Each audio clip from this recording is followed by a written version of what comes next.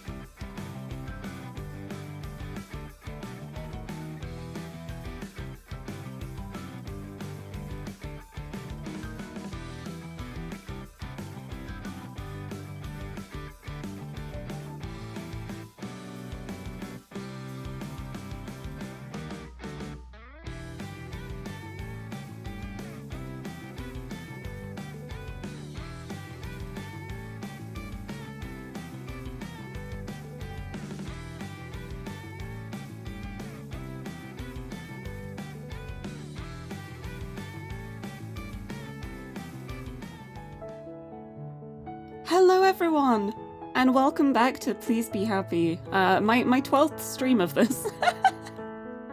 I am making this game last. I am making it. I'm getting all of my money's worth out of this. But hello everyone and welcome, and Alintic, congratulations on the first. It's been so long. I think it was like December when you last got a first.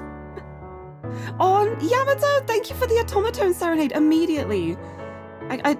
You can't even see my automaton when I get it out with the blanket on, but you can see the top of it. It's all right.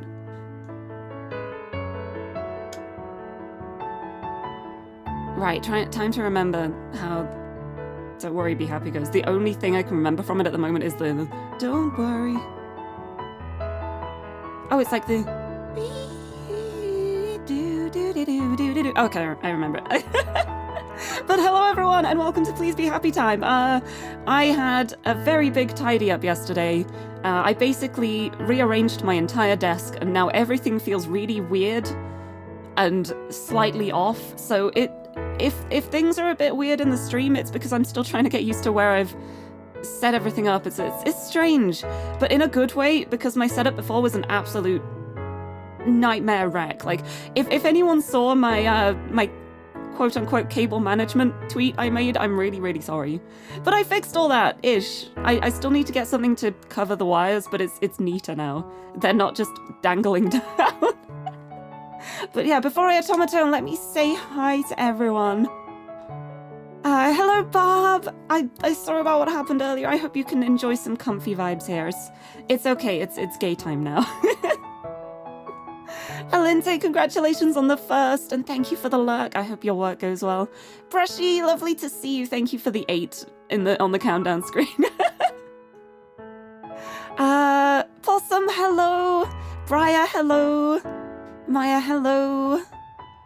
Yamato, hello. Nice to see you. Thank you for the serenade, and Rava, thank you for the head pat as well.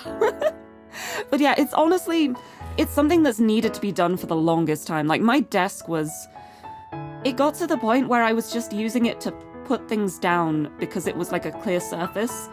And it got to the point where there wasn't any surface left to put things down on, and I was like, okay, I need to do something about this now.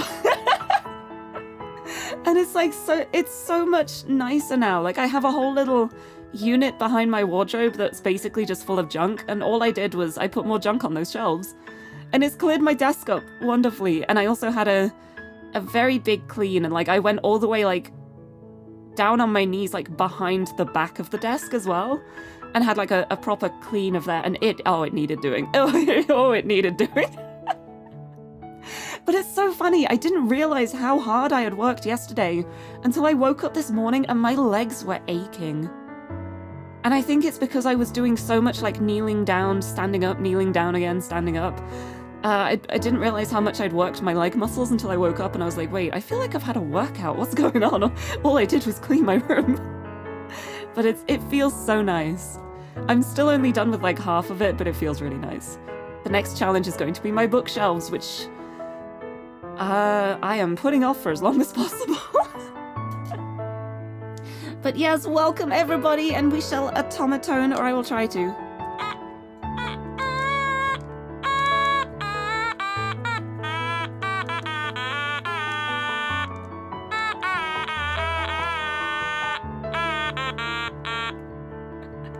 This is so bad.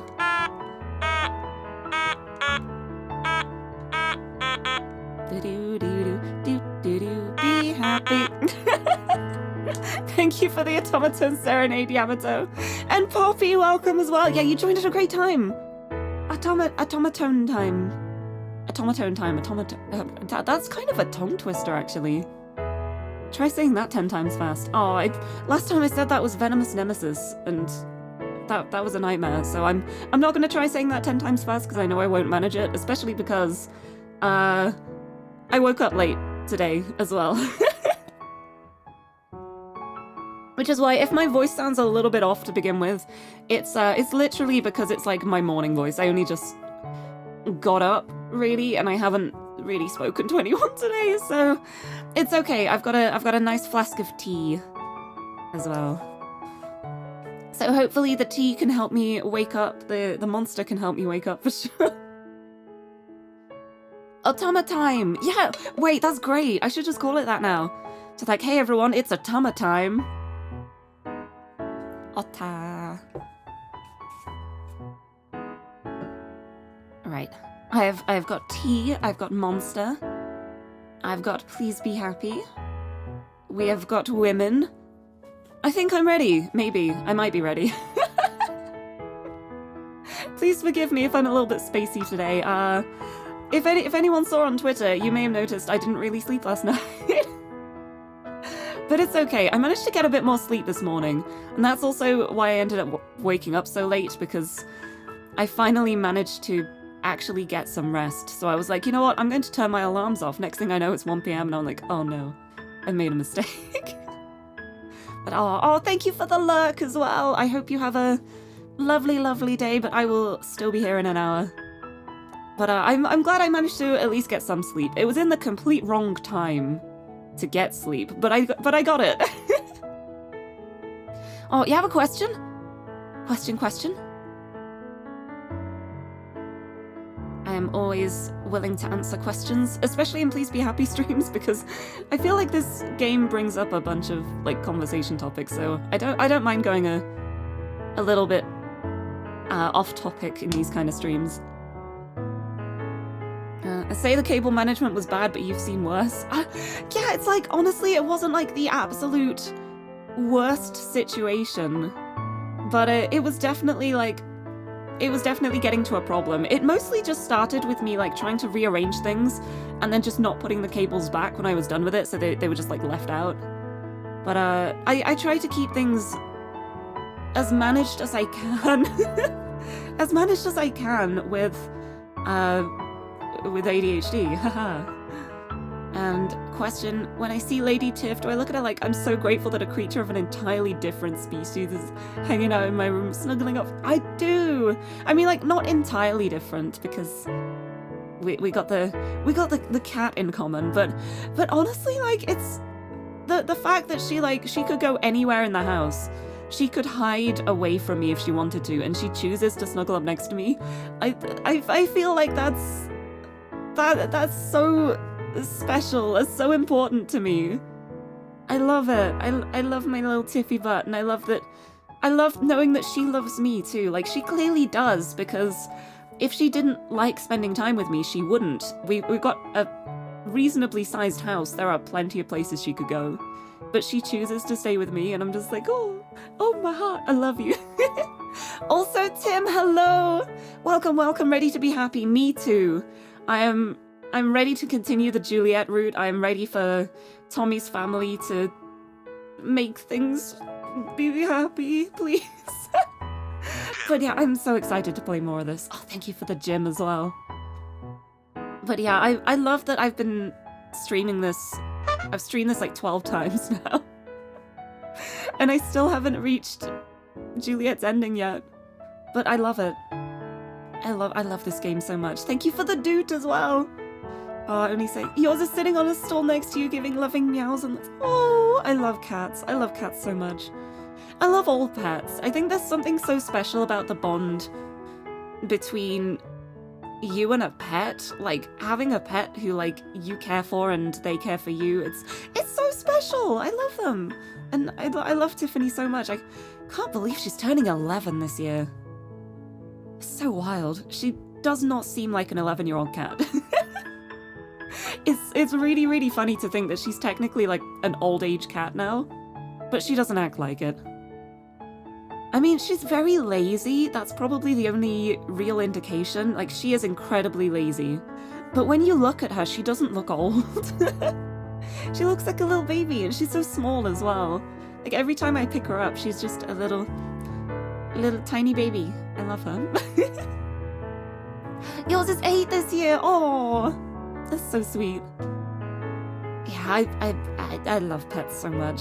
I always feel so bad because whenever I'm streaming, I have to shut Tiffany out of my room, because if I let her stay in my room with me when I'm streaming, it is guaranteed that she will try to get out of the room and I will need to get up and open the door for her. At very inopportune moments, like when the final boss of Borderlands pre-sequel is climbing out of the floor, and I suddenly see Tiffany stretching up at my door and scrabbling at it, and I'm like, oh god, I need to open this. But she's so lovely. She's such a sweetie pie.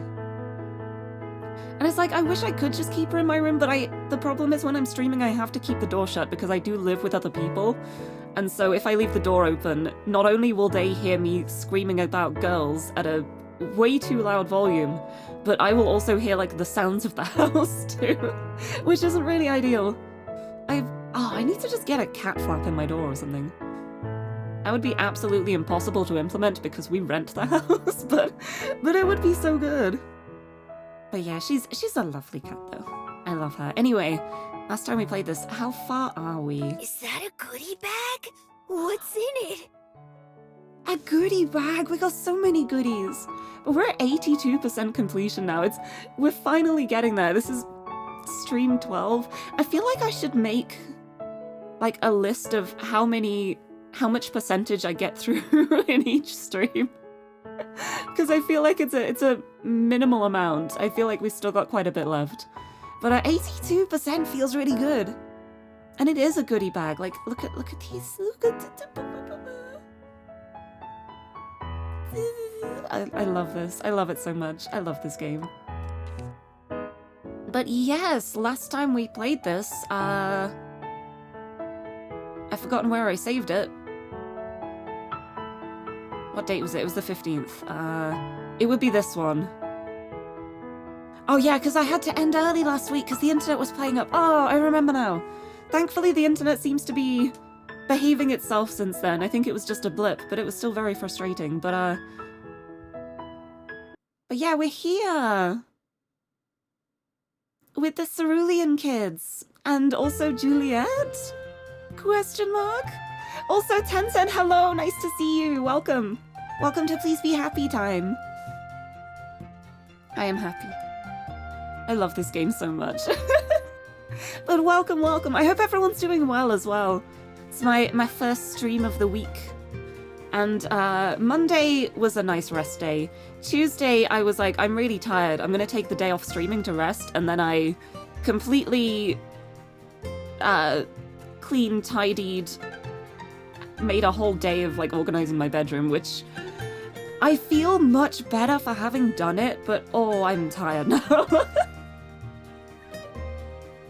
But it was so worth it. It was getting to the point where I didn't really feel comfortable relaxing in my room because there was just so much clutter everywhere. It stressed me out to look at it, so I was like, no, I need to sort this out for my own good. But it feels so much better now. Like, so long as I only look at like the one half of my room, it looks great and I feel comfortable. If I look at the other half of my room, that is a task for another day. Not even gonna think about that at the moment. But yeah, my legs are really aching though. I ended up like working out my legs with the amount of like kneeling down, standing up that I ended up doing. I also ended up crawling under my bed at one point too, which was trickier than I thought it would have been. But I managed to rearrange the boxes under my bed as well, so there's now like a little alleyway underneath my bed between the boxes so that Tiffany can like sneak under there and sleep there, because one thing we've noticed is that Xander has a little space under his bed and Tiffany loves going down there. She loves to just find that little space and just rest there. So I was like, you know what, I'm gonna make a little space for her in my room too. She can have them in all the rooms. And she seems to like it so far. But she still prefers snuggling up to me, which I love. I love a lot. But yes, anyway, we ended off when my internet decided, hey, I'm not going to let you stream today. And the Cerulean kids are in the library, and I think we may be getting Juliet's help with them, maybe? Because I don't think I could skip this. Which means it's new stuff. It's new content. Yeah, internet said bleh.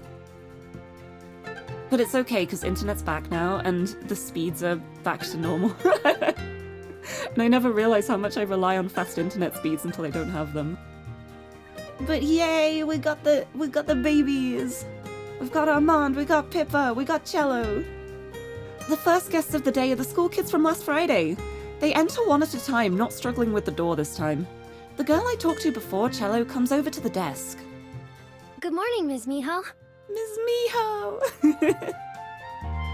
Morning! How'd your project go? We're still working on it. Oh? Some of us are. Some of us just want to wander around. Yeah, it's not Pippa. wandering if you have a destination. I mean, that is true. Is it? No, I think you can still wander on your way to the destination. I don't know. Oh no, actually! No, thinking about it, the definition of wandering is like going aimlessly without like a set destination or purpose, isn't it? Hold on, I'm gonna check now. Here I am already getting distracted. 3 lines into the game. I wander lonely as a cloud. Wonder, wonder. Da-ba-da-ba-da. Wander. Where is it? Oh, wander. Yeah, walk or move in a leisurely, casual, or aimless way. Or move slowly away from a fixed point or place. No, I think you can wander on your way to a destination. It just means, like, walking, like, casually or leisurely. I don't know, in my head I just had a moment of, like, wait, isn't wandering, like, going without a destination? But no, it's just, like, the way you move, the way you wander. Nice. Around isn't a destination. Sure it is. Free dictionary redeem. Yeah, that one's on the house. Wait, I'll give you another one too. Oh. Note to self on new setup. My dictionary is in a really awkward place. I wonder what the closest word to Miho in the dictionary is. I'm gonna look it up. We got M-I. We got milk.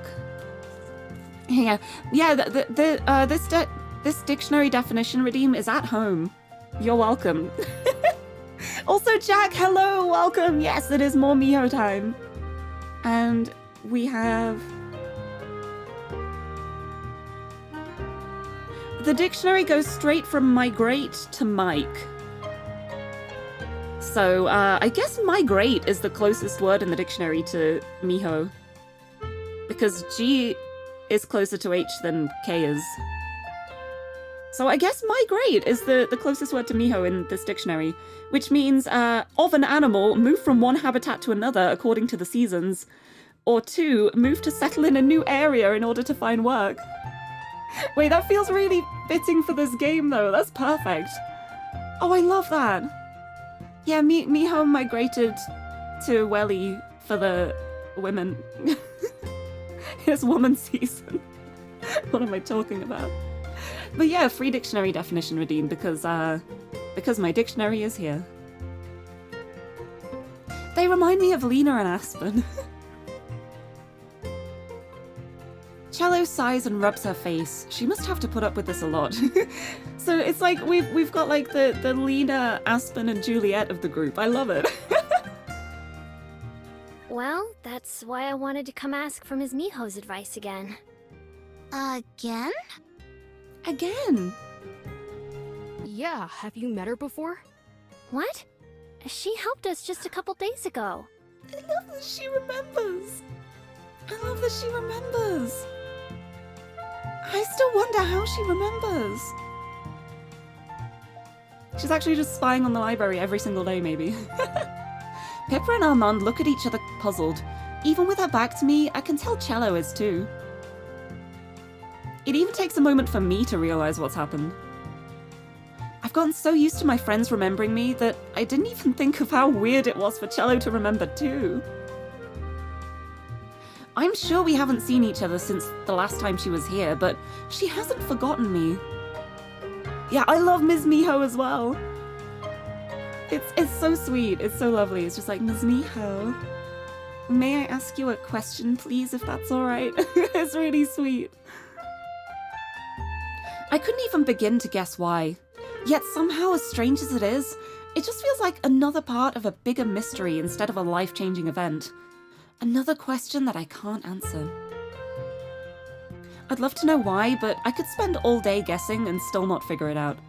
I'm sure she wouldn't be able to tell me either. See, I feel like Cello would be the type to like peer through the windows of the library every time she goes past. And maybe like spot Miho as she's doing it. I feel like that's the kind of thing she would do. She would just spot her and just be like, ah, there she is. I wonder what's going on in the library today. Let's have a little peek. Okay, I've seen them. So weird as it is, there's no use in dwelling on it right now. When Cello turns back towards me, confusion on her face, I just shrug and smile. It's fine.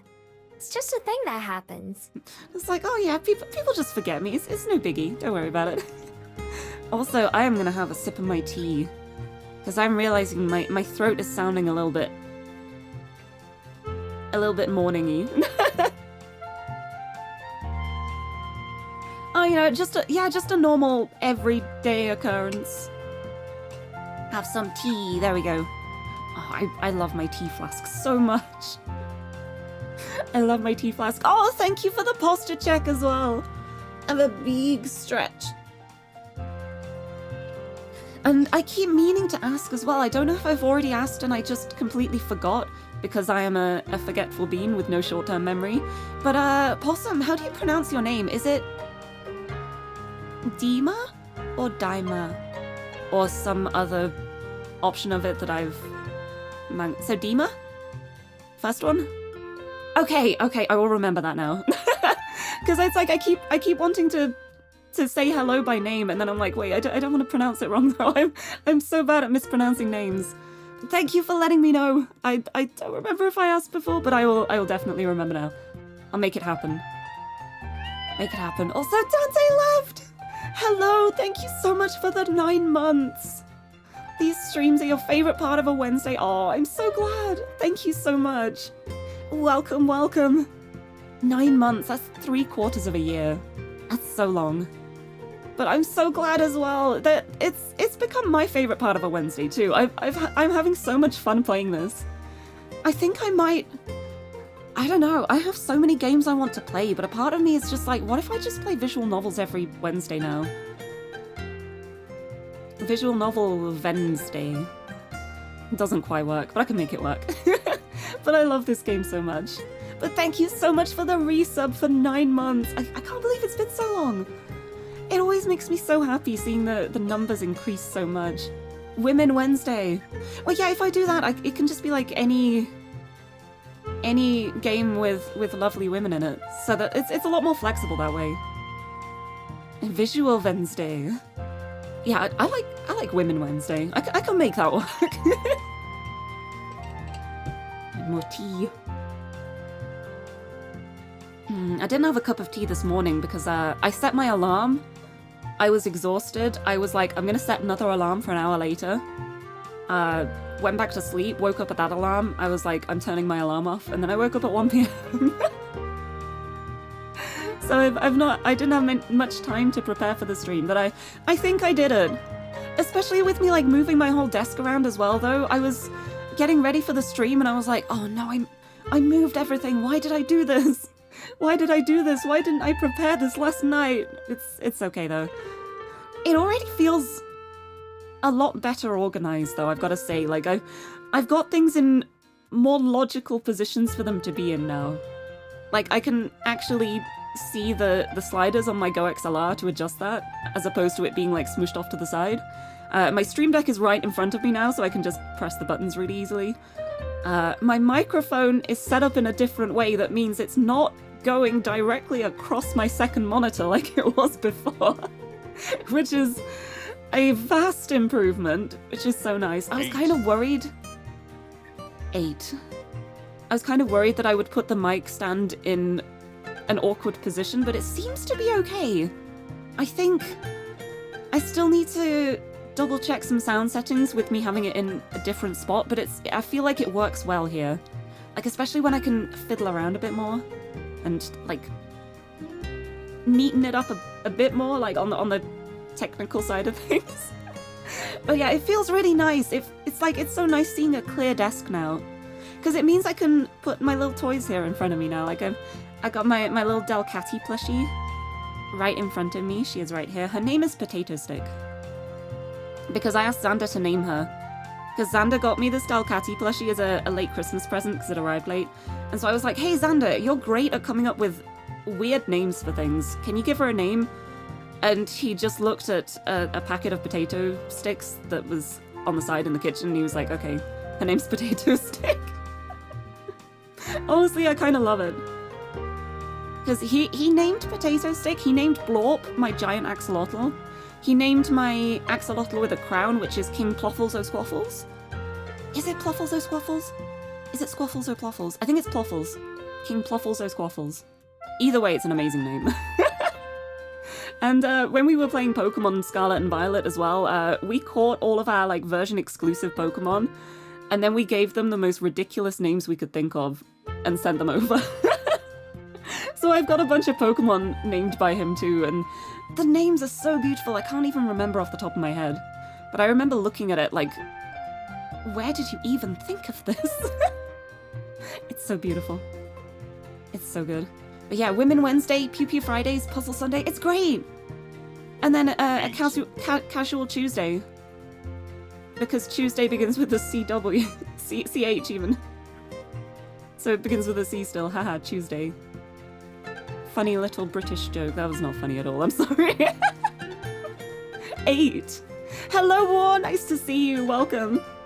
Welcome to Woman Time, it's me getting distracted talking about how I tidied my desk yesterday. You're also British and you're offended. I'm so sorry. I'm so sorry. As soon as I said it, I was like, no. No, this is terrible. Oh, I actually heard the other day that someone got a question that said, why is Lirie British? And I was like, I'm so sorry, I wish I knew. But, yeah, I didn't put the British tag on my stream for the longest time, because I didn't want people to think, like, they'd come in here and just, like, make, like, the, oh, bottle of water, it's Tuesday, and it kind of jokes. But then I was like, no, I am British. And maybe people just like the accent, so I'll stick the tag on there. I also got rid of the Monster Energy tag, because there's no reason to have it. Especially when I can just do this in chat. Monster Energy, hashtag not sponsored, hashtag monster, please sponsor me. I still love how I got promoted by Monster Energy on Twitter, but it was for Apex Legends, which I don't even play. it was both my biggest win and my biggest loss at the exact same time. Monsters should sponsor me though, like the amount... Thank you for the hydrate! The amount I shill Monster on stream, completely free of charge. They should love me. Please love me, Monster, because I love you. Have a sip of my Monster. I'm gonna have a sip of my tea as well. Thank you for the hydrate! And my hot tea. Oh, I love my hot flask so much. Because it's so funny, because I got this bottle as a gift, and the intention was for it to just be a water bottle, because it's quite big, so I was like, well, I don't have to worry about refilling my water then. I don't have to worry about running out.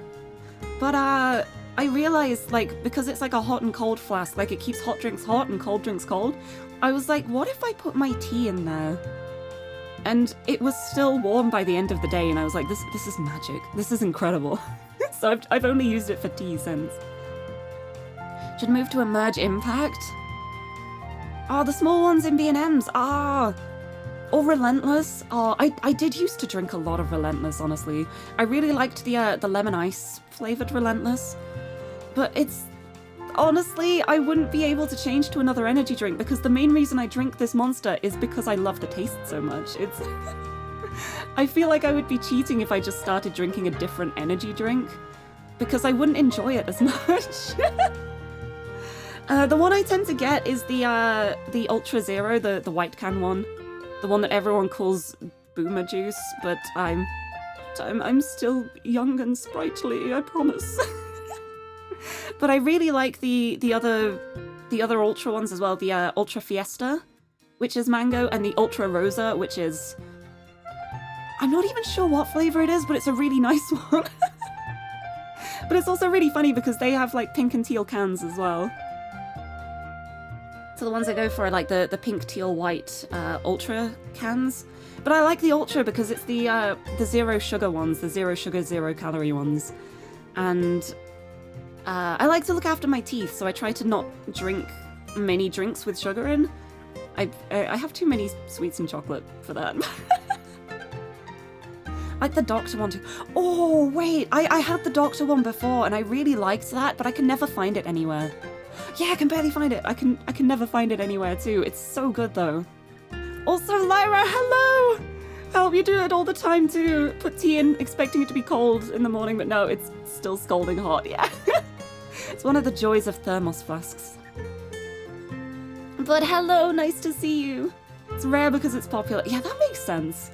I feel like the nice flavors are always the ones that sell out the most. Like, I went to the shops the other day and I was like, oh, I'm gonna see if they have any of the Fiesta or the Rosa in stock. They had every flavor except those two. I looked at the empty shelves and I was like, I'm so sad. I'm so sad. It's okay, I'll just get the zero. I'll just get the white one, it's fine. I need to just buy them in bulk, I think. I need to just get like a whole pallet of them. But yes, hello! I can't believe I'm distracted talking about Monster. No, I can totally believe that, never mind. Also, how did I get the worm on a string and how can you get it? Which worm on a string do you mean? Do you mean my mascot, Sandra? Because, she just found me. Also, you can buy worms on strings very cheaply in a lot of places. Put it on throne and who knows, I did that before! And those Fiesta cans lasted me so long because I was like, I want to savor them now that I have them. So I'd be like alternating my energy drinks. That was so good. I should re-add them though. I should do that. But right, where were we? Yeah, I got about 5 lines into the game. Cello remembered Miho even though they're not talking every day. And who knows why? My theory is that she was just peeking through the windows and seeing what was going on in the library every day. The young mermaid doesn't look totally convinced, but she nods all the same. All right, if you say so. Actually, if it's fine with you, I had another question to ask. Oh? Ask away! Last time, you told me about your favorite place. Are there any other spots in Wellington that you like?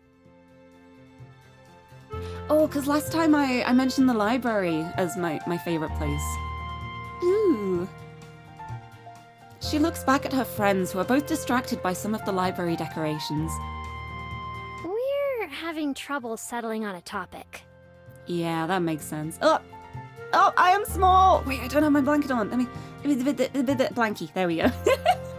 Akire, hello! Thank you for the chibi and head pat. Nice to see you. Welcome, welcome. Welcome to Please Be Happy Time. I am so small now.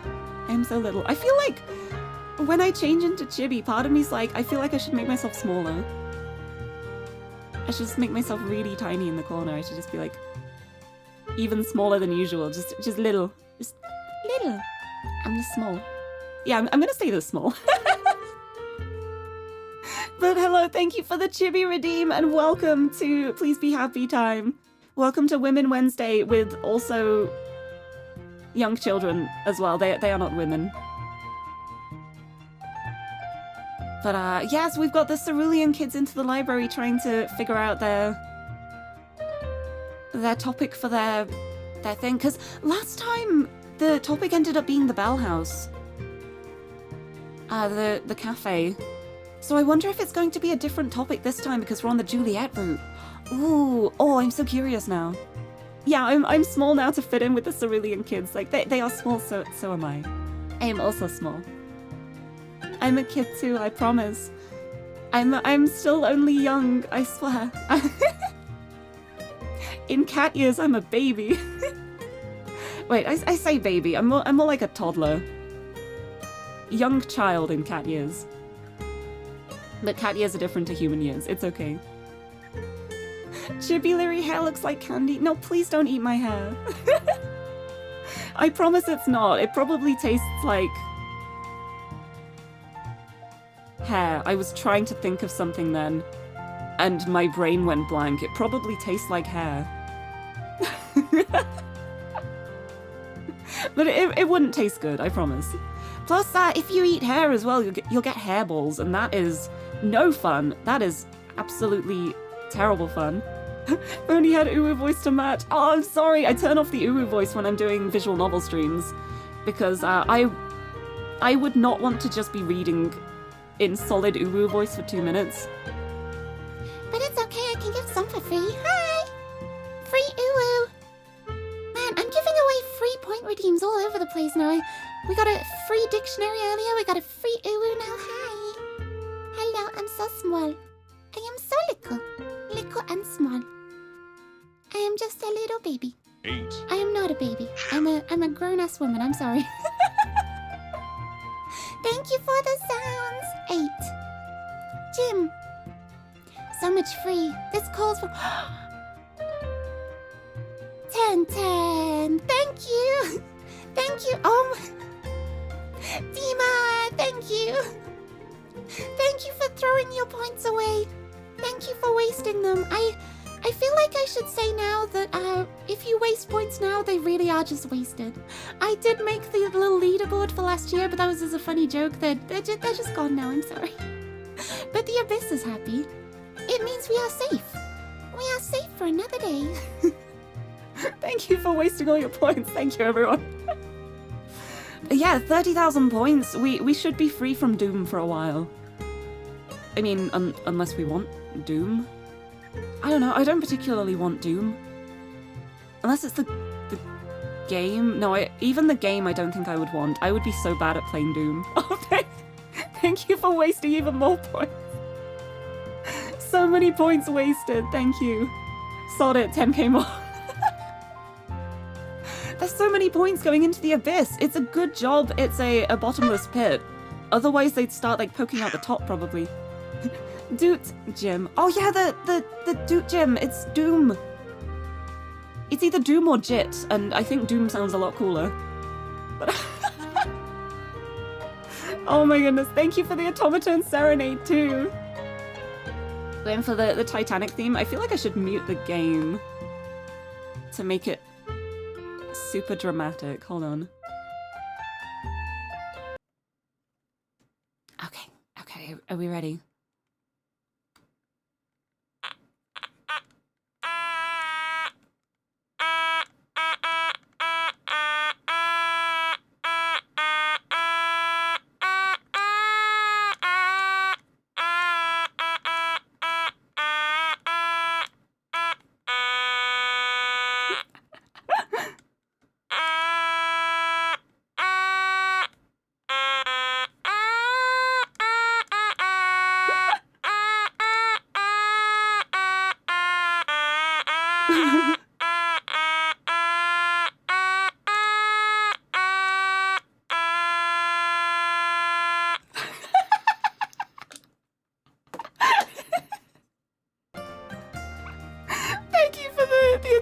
Redeem, and thank you for the dictionary redeem too. Let's see what we got. Let's keep the distractions going while I'm small. What do we got? We got the letter K. Let's see what we got. Da ba da ba da. I've suddenly forgotten the alphabet. Here we go. I open the dictionary and the first thing I see is kidney bean. So thank you for the dictionary narration redeem. Our word is kidney bean. A noun. A dark red kidney-shaped bean eaten as a vegetable. Good to know. The next one is also kidney machine, which is a noun, which is a machine that performs the functions of a kidney used when a person's kidneys are failing. Thank you for the dictionary narration. Thank you for spending all these points. You got so many points. I love it. Thank you. Also, Addie, hello. Nice to see you.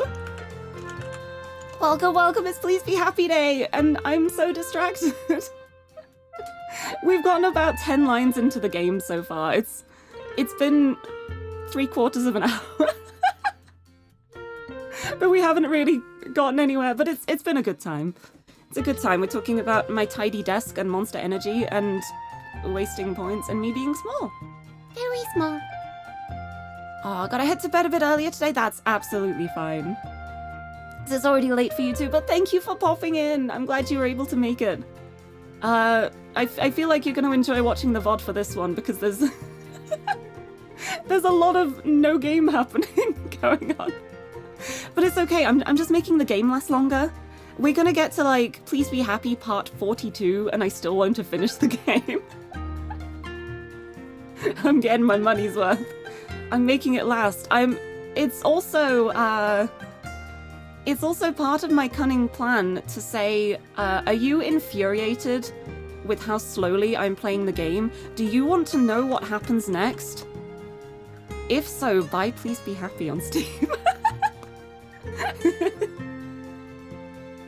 Yeah, you've heard of speedruns, now it's time for the absolute opposite. Oh, my playtime at the moment is 46 hours. I've got 46 hours of playtime in this game, it's so funny. You can use me, wait, you can use me as an example to like pad up the average time. Yeah, 46 hours and I've still only gotten 2 of the endings. And I'm pretty sure I'm still on chapter 4 of Juliet's as well. I feel like that's part of the joy of a Lirie stream. Like, you don't come here looking for super professional quality gameplay. You come here to relax and have a good time and slow down a bit. Just take your time. I feel like the world moves so fast. It can be so exhausting sometimes. Sometimes you just need to slow down and just let things happen. Just relax, just chill. It's what I'm here for, at least. Me with my endless hours of house flipper, just like, yeah, we're here for a good time and a long time.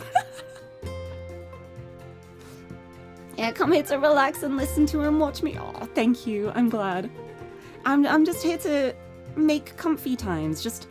It's just a comfy atmosphere, I think. I hope, except for maybe Fridays. But it's part of why I love streaming so much, though. It gives me the chance to take a step away from like the hectic outside world and just be like, you know what? It's okay. I've got 4 hours set apart where I don't have to do anything, and we can just take our time, do what we want. If we don't finish things, it's fine. There's next week. It's so good. But I do think I want to see about mixing up games a bit, though. It's like, as I've been playing this, I've wanted to play this every single week because I just love it so much. It's become such a nice routine to have. But there are also so many games that I want to play, and I just haven't had the chance to recently. So I want to get the Tuesday streams back up again. Oh, okay, I'm back. I am no longer a bean. But yes, get some sleep. I hope you can rest well. Thank you so much for stopping in. And thank you for your stream earlier as well. It was very comfy. Oh, thank you for the hydrate as well. Thank you for the head pat, Akire, and thank you, Addy, for the hydrate and posture check. I will have a big stretch. I kind of get stuck when I stretch now. And I will have some of my tea. Ah, hot tea. This is never going to stop being a novelty to me. And I'll have some Monster as well, because why not? But good night, I hope you sleep well. Dream of nice things. Monster 2. Okay, I'm ready. I'm ready to maybe do some actual gameplay. We will see. But yeah, so one of the things I've loved so much about Please Be Happy, though, is that it feels like such a relaxed game that I don't mind going off on tangents, like talking about random things as they come up. It's such a comfy game to do this in. Like, I feel like I've played story-based games in the past where I don't really like going off topic as much because I end up losing track of the story, but the way this game works is so comfy. Comfy times, I love it. My healing game. I'm gonna be so sad when there's no game left to play. Then I'll just be waiting for the next one. Oh, maybe after this I should replay Heart of the Woods.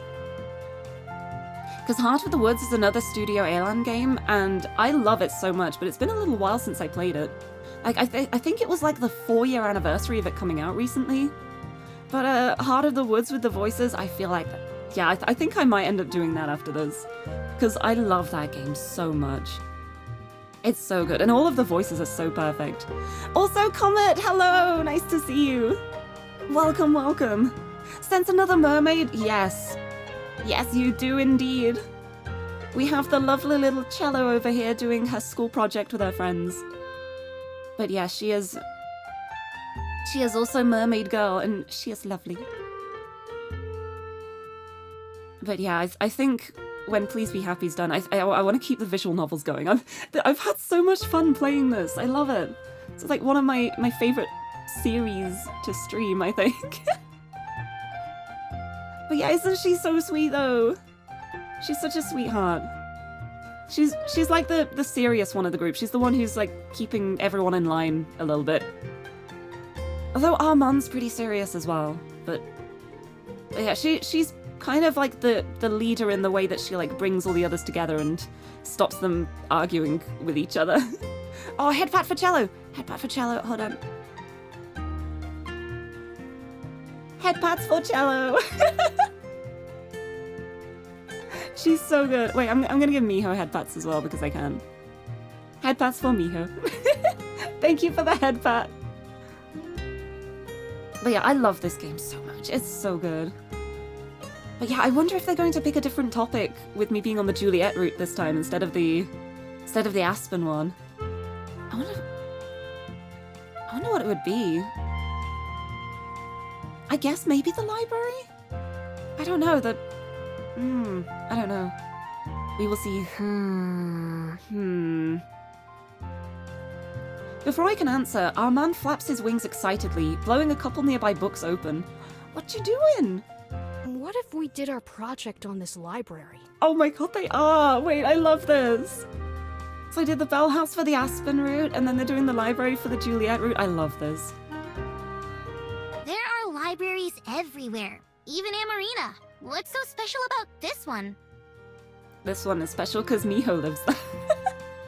There are coffee shops in Amarina too, but you still wanted to go to one. Besides, just look around. This isn't a normal library. That is true. That is true. Right, Miss Miho? There's a lot going on here. Especially with the whole Juliet being very, very old and having a lot of research stuff going on. It's not just a regular library. There's so much more going on behind the scenes here. That's true, I it. guess. I haven't been to many other libraries, but I'm pretty sure they don't usually double as houses like this one does for Juliet and me. Plus, we wouldn't have to walk around so much. What do you think, Cello? I've always just like, yeah, we should do the project about this library because then we don't have to go out. Honestly, that's the kind of thing I would do.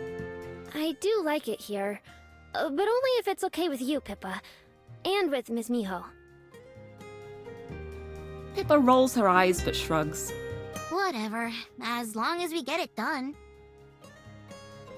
All three of them turn to look at me, their expressions varying degrees of hopeful. How could I say no to that? I try to think of how Juliet would respond. Juliet would immediately be like, yes, you are welcome in this place as much as you like, please do. She would want to encourage the children. It's okay. As long as you don't bother anyone or break anything. Yeah, Miho, that's the perfect answer. I'm so proud of her. We won't! You're already going to bother someone if you keep yelling like that. Yeah, it's a library, keep your voice down. Oops. Thank you so much. We'll be extra super careful. I love these kids so much. No prob. Oh, I should play Cerulean on stream as well. It's been ages since I played that. The three of them set off to explore the library, browsing the shelves and peeking into some of the display cases. I keep working on my daily tasks, but keep one eye on the kids while I do. True to their word though, they're mostly quiet and not too rowdy, so they don't cause any problems. Sometimes they sit down at one of the tables to write, and then get up to look around some more. They've been here for little over an hour when Juliet comes downstairs and joins me at the front desk. Hello? Hi? Hello? I hop up out of my seat, pleasantly surprised. Hey! I thought you were asleep. Oh, did they wake her up? I hope not. Not that I'm not glad to see you. I should be, but I wasn't able to fall asleep. Oh? After tossing and turning for an hour, I thought Aw. I'd come and visit you instead. How's the library today? Fine, same as always, pretty much. Those kids I told you about the other day are back. They asked if they could do their project on the library, and I said that was fine as long as they didn't cause any trouble. I point to the table where the 3 students are sitting close together, talking quietly amongst themselves. Oh, how lovely. I hope they're able to find what they're looking for here. No, I hope so too. Me too. Something really weird happened too. 2 of them, Armand and Pippa, forgot me like usual. But But the mermaid Cello was able to remember my name from last time. wonder if it's a mermaid thing. So many questions. Really? That is quite strange. I'm gonna have a sip of my tea You while they're haven't talking. noticed or felt anything different? Nope. I decided not to think about it too much. Otherwise, I'll just drive myself crazy. That is very fair. That's dwelling too much on something you don't know the answers to. That's never a good time. Also, the cartoon legend. Hello, thank you for the follow. Welcome. Hope you enjoy your time here. Welcome to Comfy Story Time. We got comfy blankets. We got comfy women. Welcome, welcome. A sound decision. Still, it's something worth keeping in mind. Miho's power changing. I don't think it's to do with the power. I think if anything, it's to do with cello. But this happened in the other route as well. This happened in the Aspen route too. So there was never an answer for it in there. It was just like, okay, I guess this happened, and that was the end of it. But I'm still curious. I'm still kind of wondering if she is just like peering into the library every day, just like looking through the windows and spotting her. And that's how she remembered. Who knows? Aloha to you too. Welcome. Oh, thank you for the posture check too. I'll have a big stretch. Sit up straight. There we go. Stalkerfish. No, she's a sweetheart. She's a sweetheart. I feel like she would be the type to be curious and just like peering through the windows whenever she goes past. I don't know. I don't know. It is a mystery. A mystery that may never be answered. But that's okay. Just like Cello's a main character, so she gets to remember. Oh, if only it worked like that. Also, Maya, welcome back. You did not miss much, because I got very, very distracted. We're still on the exact same scene that we were on when you left. But welcome back. I hope you're doing well. Now, I don't know. I kind of like that it's not fully answered. I don't know if it will be answered further on in Juliet's route or not. But I like the idea of there sometimes being things that just can't be explained and just having to deal with that. I'm still sticking with my theory of her peering through the windows, though. How the lovely homie's doing? I'm doing pretty well, thank you. If I count as a lovely homie. I hope you're doing well, too. I woke up really late today, but it's okay, because Please Be Happy times are relaxed and comfy, and I don't have to be fully awake for it. But I hope you enjoy your time here. We're just going at a very, very slow pace, so if you want to know the story, it's probably going to take a while, but it's going to be a nice journey as we get there, I think. I think it's comfy. I think it's nice. But yeah, we have not gotten very far. Pretty tired. Oh, I'm also tired. It's okay, you can relax in here. But thank you so much for stopping in and for following, though. I hope you enjoy the story time.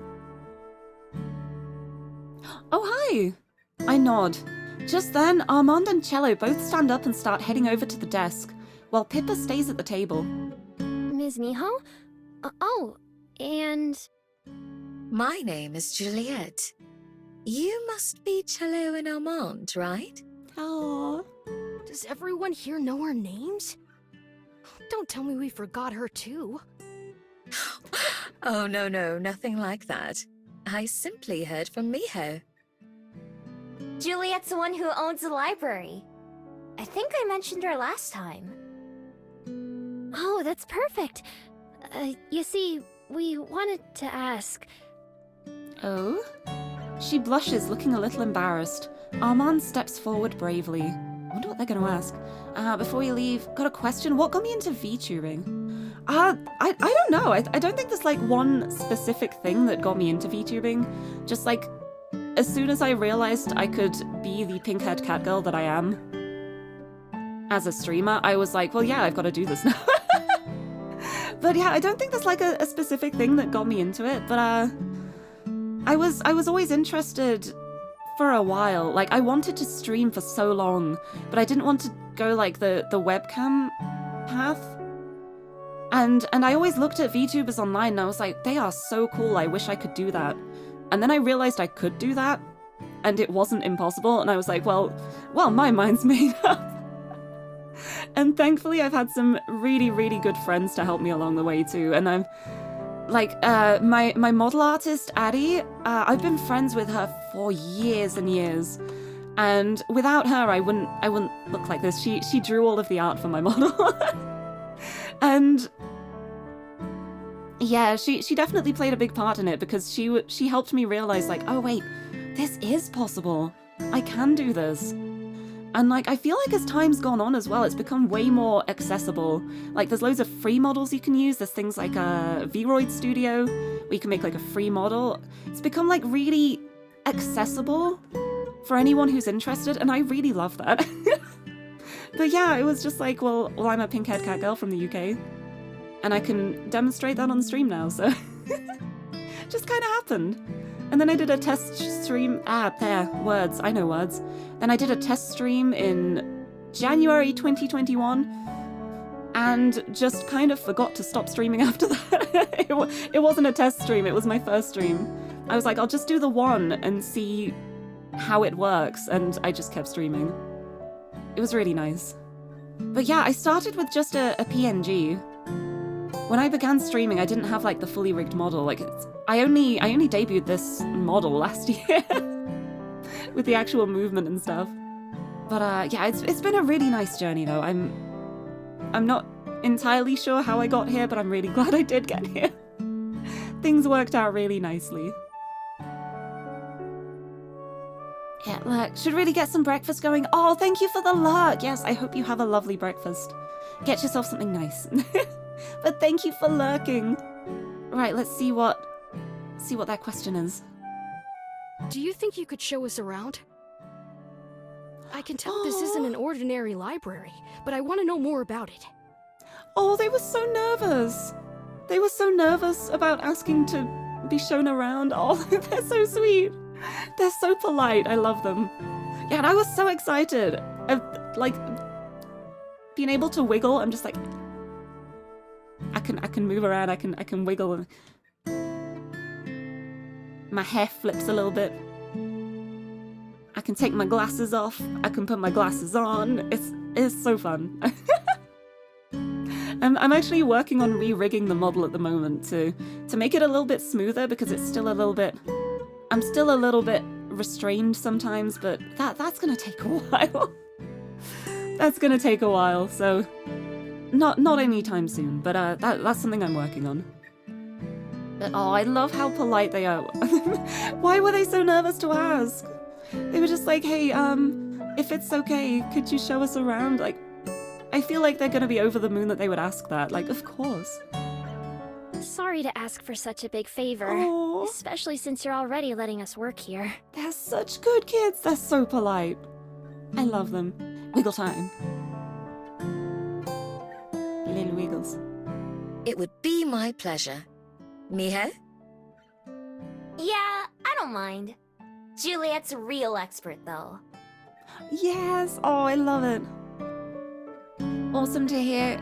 Catch us later. Oh, thank you so much. That's such a sweet message. Oh, amazing person inside and out. Never forget. That's really, really sweet. Thank you so much. I hope you have a lovely, lovely rest of your day.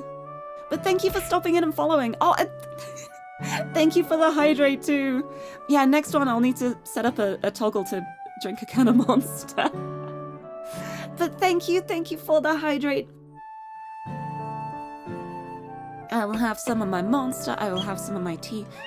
My tea flask is squeaking. Why is it squeaking? It's so squeaky. Also, Sarah Cat, hello! Thank you for the resub! Swore you were sub for longer than this. Oh, 4 months is still such a long time, though. That's like last year. It's still really long, but thank you so much for the resub. Please be happy. I hope you can be happy too. Please be happy. Yeah, my tea flask is doing Tiffy impressions. It's so squeaky. Why is it so squeaky? I don't know.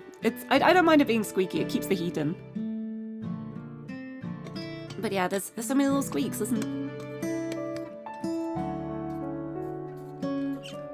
Oh.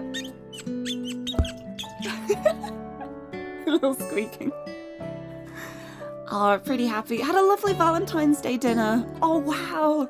Oh, that's so nice. Oh, I'm so glad you had a lovely dinner. Oh, that sounds lovely. Oh, I'm glad you had a nice time with that. Saw a friend last night wondering if they might end up in the polycule at this rate. Wow, so many. Get a whole, like, team together, I guess. But I'm so glad you had a lovely time, though. I had a lovely time on Valentine's too. Like, strangely enough, the duck game, I did not expect to enjoy watching plastic ducks as much as I did. I'm genuinely excited to stream that again. That was so fun.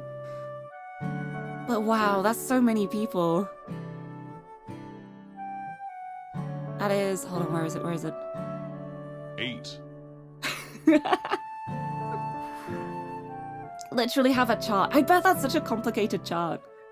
But also, like, depending on the dynamic between you all, I guess it's nice because, like, if somebody's not available, then maybe someone else is too. Like, especially if you're not really, like, a jealous person, I feel like it'd be nice to be in that situation where it's like, you know there's always somebody around. I think that's sweet.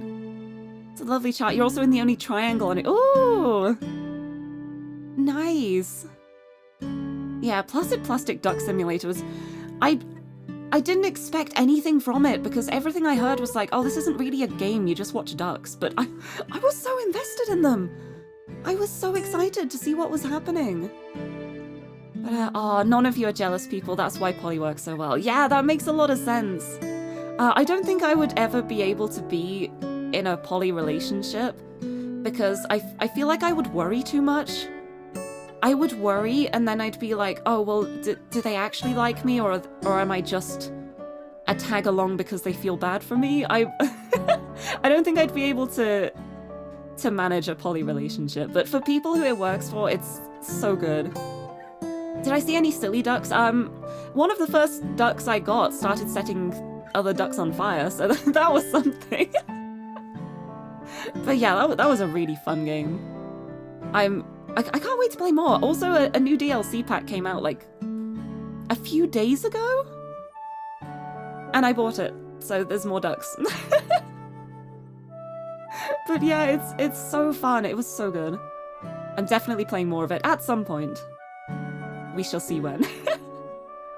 Me here like, oh, I'll just do this as a funny one-shot, one-off event, and now I'm planning out the series like, no, the ducks continue. We need more ducks. We need numerous duck sessions. Anyway, back to the library. I love how happy Juliet is. I feel like she's probably really excited at the idea of being able to share something she cares about so much with these children who seem to also care so much. It's really sweet. I love it.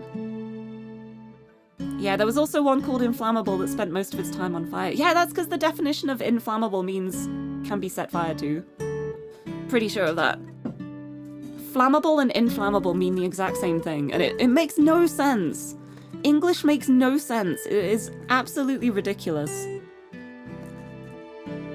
But inflammable means that you can set it on fire easily. Yep. Yep, inflammable adjective easily set on fire.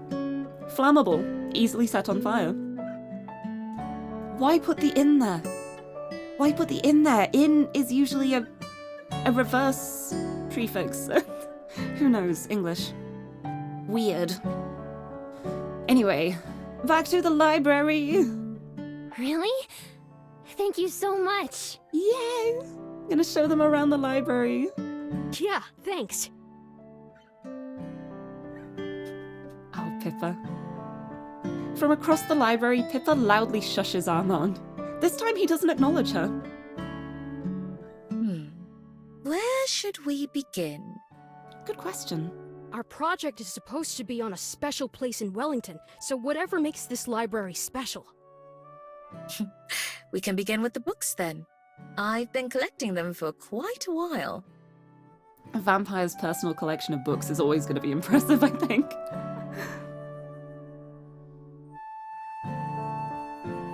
Yeah. Oh, flammable means can be set on fire, and inflammable means prone to bursting into flames.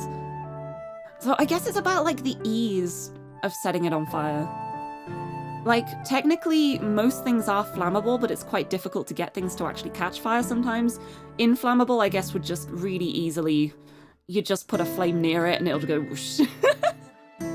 But it's still such a strange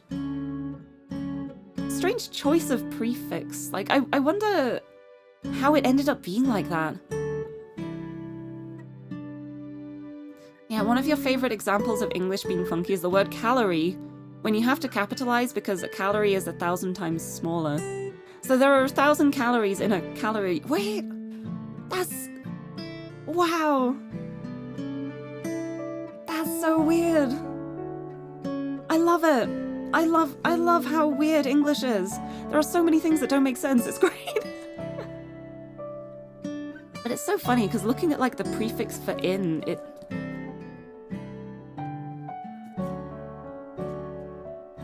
Da, da, da, da. I'm gonna try find it. We're getting another free dictionary definition redeem.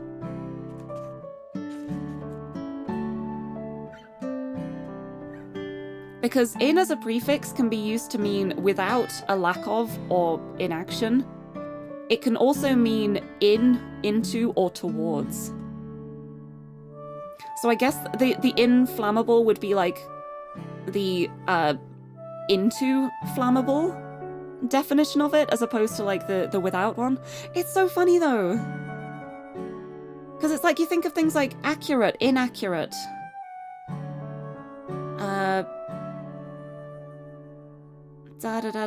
Advisable, inadvisable. They're like opposites as meanings, but flammable, inflammable. It just means more flammable, I think. It's so interesting to think about. I feel like I could have like an entire just chatting stream just talking about weird parts of the English language and how they don't make sense. I kind of want to do that sometime. I always get so distracted talking about it. But yeah, see also metric abbreviations, milli versus mega. Yeah. There's so many. Right, let's have a look around the library. The four of us head to the shelves where Juliet points out a few older books.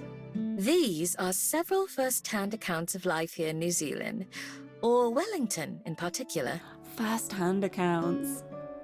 Some are written by the indigenous people, the Maori, while others are by people who came later. It's important to read history from a variety of sources, and I've done my best to offer just that. Oh, I love Juliet's collection so much. She's got so much. She has so much. It's so cool. I love learning about the past. I can even tell you about the future too sometimes. Yeah, I mean, like, if you can find patterns in the past that lead towards, like, conclusions, you can predict the future from that. There's a whole bunch of professions that are dedicated to, like, predicting things like weather patterns and stuff. Like, going from previous ones. It's very cool. I quite agree. Every person from all walks of life have a perspective all their own. I've been privileged to learn so many of them. I love Juliet so much. What are these in the glass cases? Gifts and treasures bequeathed to me over the years. Wait, that's so sweet. Million, mega are opposites. Yeah. millimeter. Although I feel like when I see millimeter abbreviated, I see it as like mm. And then just M on its own is meter. And then megameter would be the capital M, I guess? I don't know. I don't know numbers. I'm not a math cat. Meter. Me. It's like millimeter, centimeter, meter, kilometer. Why is it pronounced kilometer and not kilometer? I'm just thinking about this now, and I never thought about this before. But we got millimeter, we got centimeter, we got meter, kilometer. Why is it pronounced like that? English, please. M&M and Java are different too, minutes and months. Oh my, there's so much. There's so much ambiguity. It's fascinating. Anyway, I wanna know what Juliet's gifts and treasures are. I felt there's no sense in keeping them hidden away where only I can see them. So instead, I leave them here for all to witness and enjoy. Hey, that's so sweet.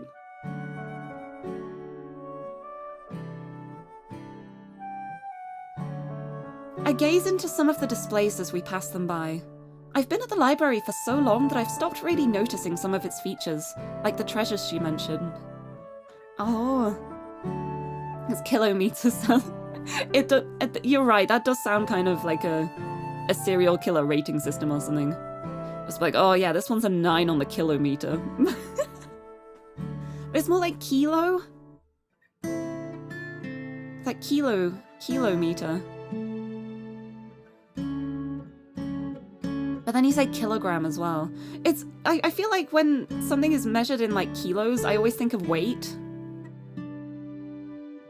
Like a kilo of something, but then you say kilogram as well. It's English. I'm so glad I'm a native English speaker because I feel like learning English must be so difficult. Statues, jewelry, dolls. There are all kinds of things that I'd forgotten about. Juliet recounts stories for some of them about sailors and merchants who gave her things in exchange for food or shelter, or just for company. Both the kids and I listen with rapt attention, while Juliet gazes off into the distance as she remembers the past.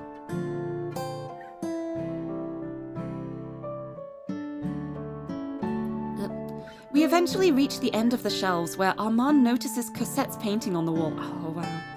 He runs over to it with cello trailing behind. Who's this? My daughter, Cosette. She's so pretty. Oh, my heart. My heart. Juliet smiles thinly. I glance anxiously between her and the students, wondering if I should try to move us along, but Juliet clears her throat.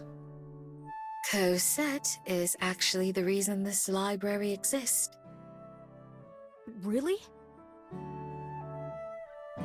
Oh, even I look at Juliet in surprise. I don't think I've heard that before. Wow. Yes. She also loved to collect books, to the point where we could hardly fit them all on our shelves. She suggested that we allow others to borrow them too, in order to share the stories that we loved so much. Oh, that's such a lovely origin. That is such a lovely origin story. Oh, wow. Oh. Whoa.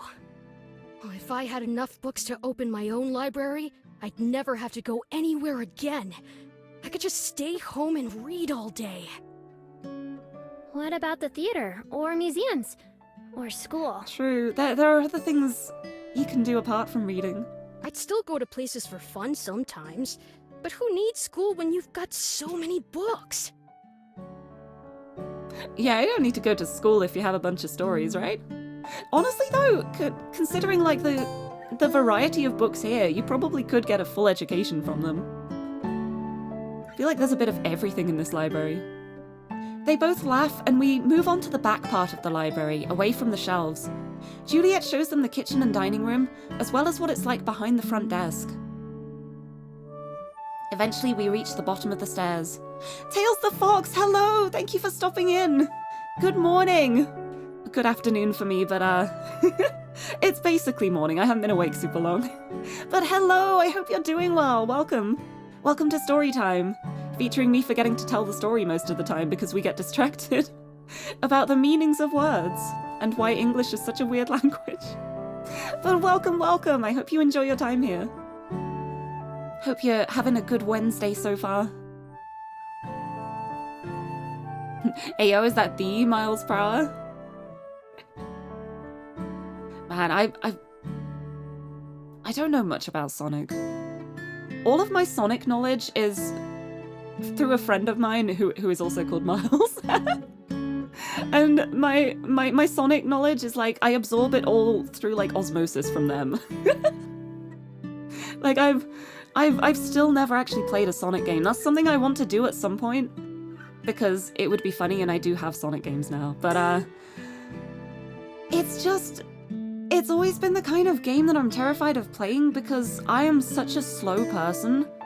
I don't know how I would play Sonic. Sonic is so fast. I would lose track so easily. I'm so slow. What's up there? Can we go see? Ho. Yeah, it's also a platformer, yeah. That would just be like double the challenge. Maybe I should do that as like a subathon goal one day or something. Just be like, if I reach this amount, then I will play Sonic. I will do a very fast-paced platformer and do my best at it. I should try that sometimes. But yeah, I have lots of Sonic games. I mean to play them at some point. I just haven't gotten around to it because everything happens so much. But one day, that could be funny. Yeah, subathon to make me suffer.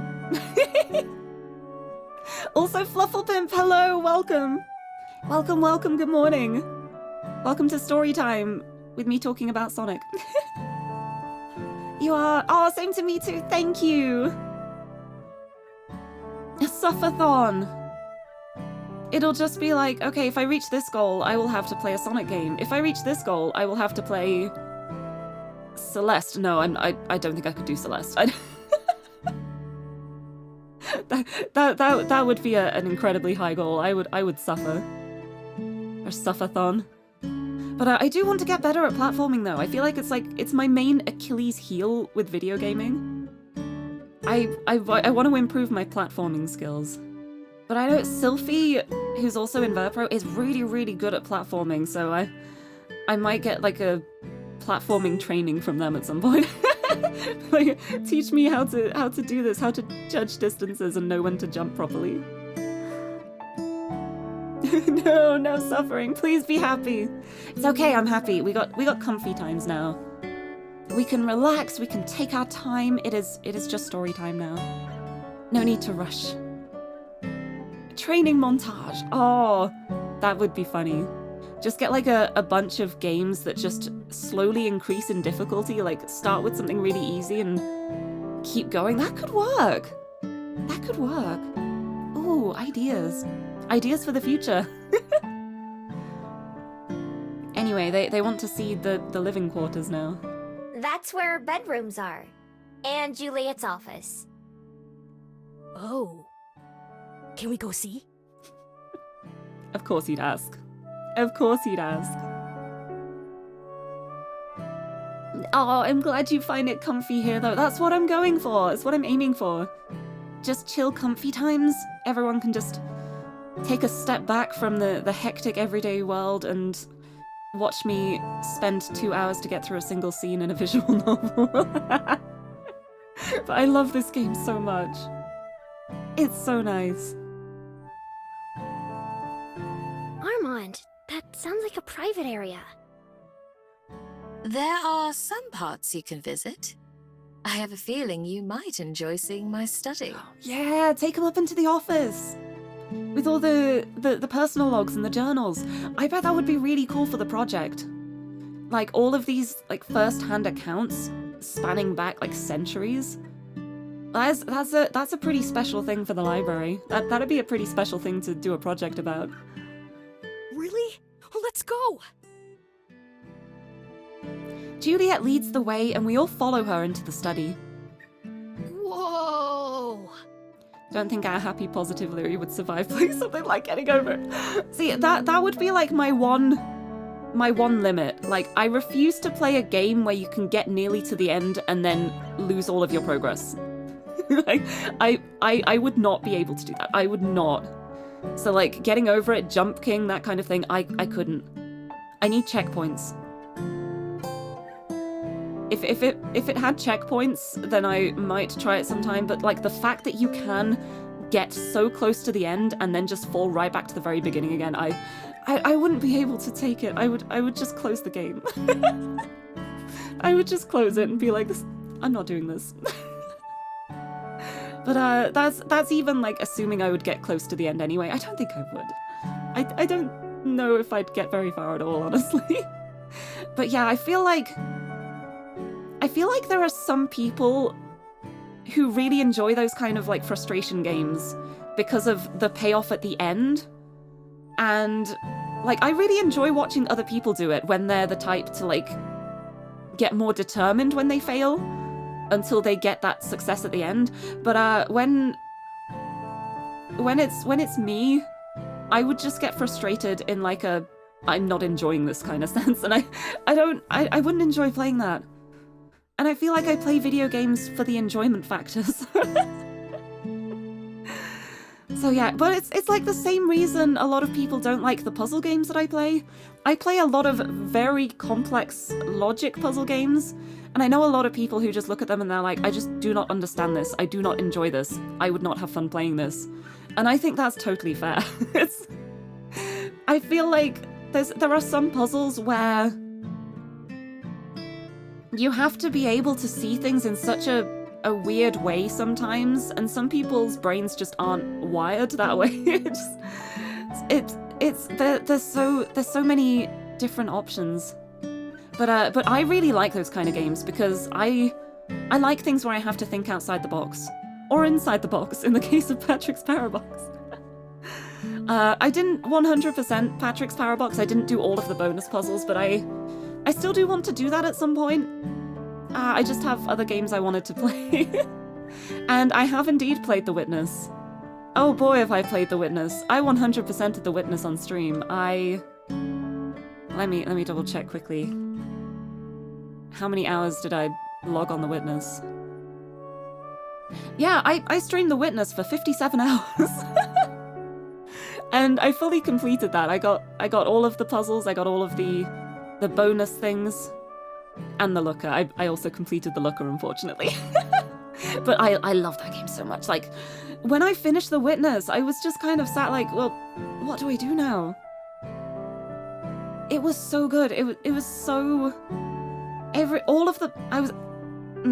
was going to say all of the puzzles in that were so perfectly suited to me. I will happily never look at those color puzzles again. I can happily walk away from that greenhouse area and never touch it again, and I would be happy. But the rest of the puzzles I really enjoyed. But yeah, I just really love things where well, the kind of puzzle where I can take my time on it. Like, it also, I feel like it adds to the whole point of me being like a little bit slower. Like, I like to take my time with things. I like puzzles where there's not a time limit or anything. You can just keep trying and keep looking at it until you figure it out. I really enjoy that kind of thing. I find it really relaxing, even when the puzzles are super, super hard. But yeah, all of the VODs for The Witness are up on my YouTube channel. Which, did I make a command for it? I did my socials command. But yeah, I've got all of my past VODs, they're all in playlists. So you should be able to find the Witness playlist on there. But yeah, I played a lot of that game. I love it so much. And I managed to go into it completely unspoiled too. Like, I didn't know anything about it, apart from the fact that they're puzzles where you draw a line and figure out the mechanics. And like, that was the only thing I knew about it going in. And I'm really, really glad it was, because oh, it was so fun discovering things. It was so fun. But yes, honestly, it's not on like the same level as The Witness. It's clearly like a different type of game almost, but I'm getting the same kind of feeling with Filament too. Like, I've been really enjoying playing Filament on Sundays at the moment, because the puzzles themselves, I feel so accomplished when I solve them, and the fact that there are like bonus secrets in the world to discover as well, it's so good. It's such a lovely game. Oh, The Last Campfire was great too. I love that game. It was so sweet. I really enjoyed that. Probably the closest I've gotten to platforming, honestly. But that was a really fun game. Right, anyway, back to Juliet's office. Before I get off on another tangent, oh, I could talk about puzzle games for hours. It's so bad. Oh, I loved Spectrum Retreat as well, but I wanted more. I wanted more puzzles. I really, really enjoyed the puzzles so much. And when it finished, I was like, oh, I want some more rooms to solve, please. But that one was really fun as well. I love that. Yeah, it's not one of the ones I would list on like my favorite games, but I had a great time playing it. I feel like I'd probably say the same about what was it called? The Turing Test. The Turing Test I really, really loved, but I felt like I loved the bonus extra puzzles more than the main gameplay. And I really feel like that game could have done so much more with like the mechanics it had, and I really loved it. But I wanted more. Again, I was just like, I wanted more. And yes, Timothy, The Last Campfire was the one you got for me. Thank you. It was so good. But yeah, Turing Test was a lot of fun too. There were a couple of puzzles, specifically like the bonus ones, where I felt so clever when I figured them out. I was just like, I'm a genius. And that's the feeling that I love when I'm playing puzzle games. It's the reason I do it. Just the euphoria of completing it, like, oh, I did that. It's so good.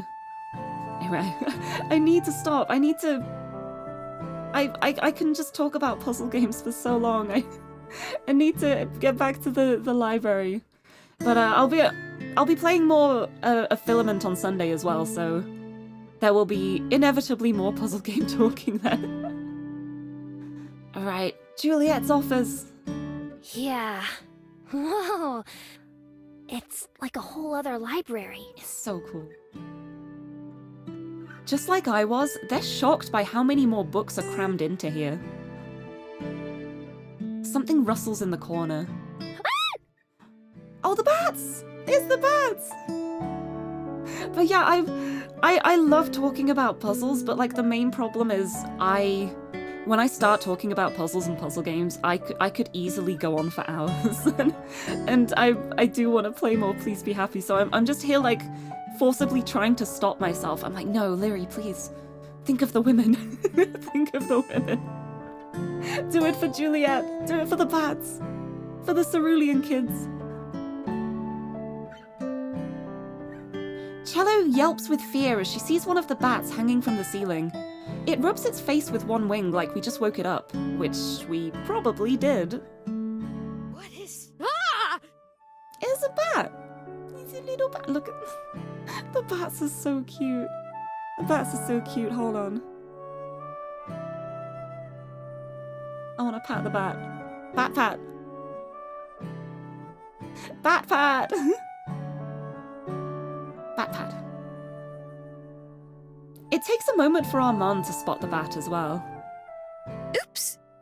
I'm sorry, Orpheus. I should have seen if anyone was sleeping. No. The bat flaps its wings in what seems like an indignant way, glaring at Juliet. How dare you interrupt my nap?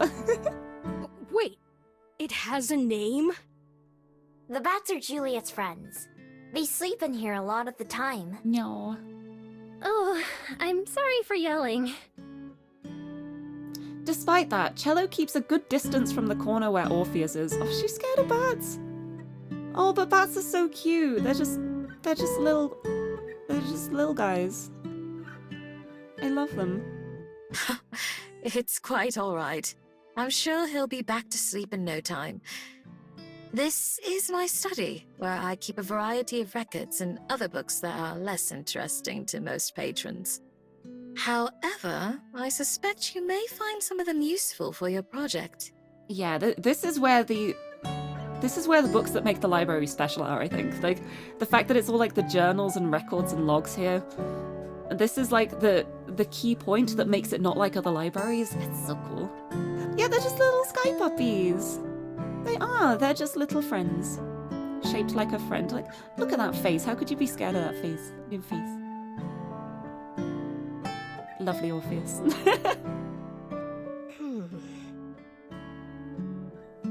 Armand and Cello browse around, although they both shoot nervous glances at the bat every so often. Orpheus closes his eyes and either goes back to sleep or at least pretends to. You're right. Some of these look really old. And handmade. You're both correct. Many of these volumes were handwritten, or not widely distributed. Really old and handmade. Makes them so special as well, because a lot of these journals, like handwritten journals from hundreds of years ago, that is the only one that exists. There is only one of this book that exists, and that is so cool.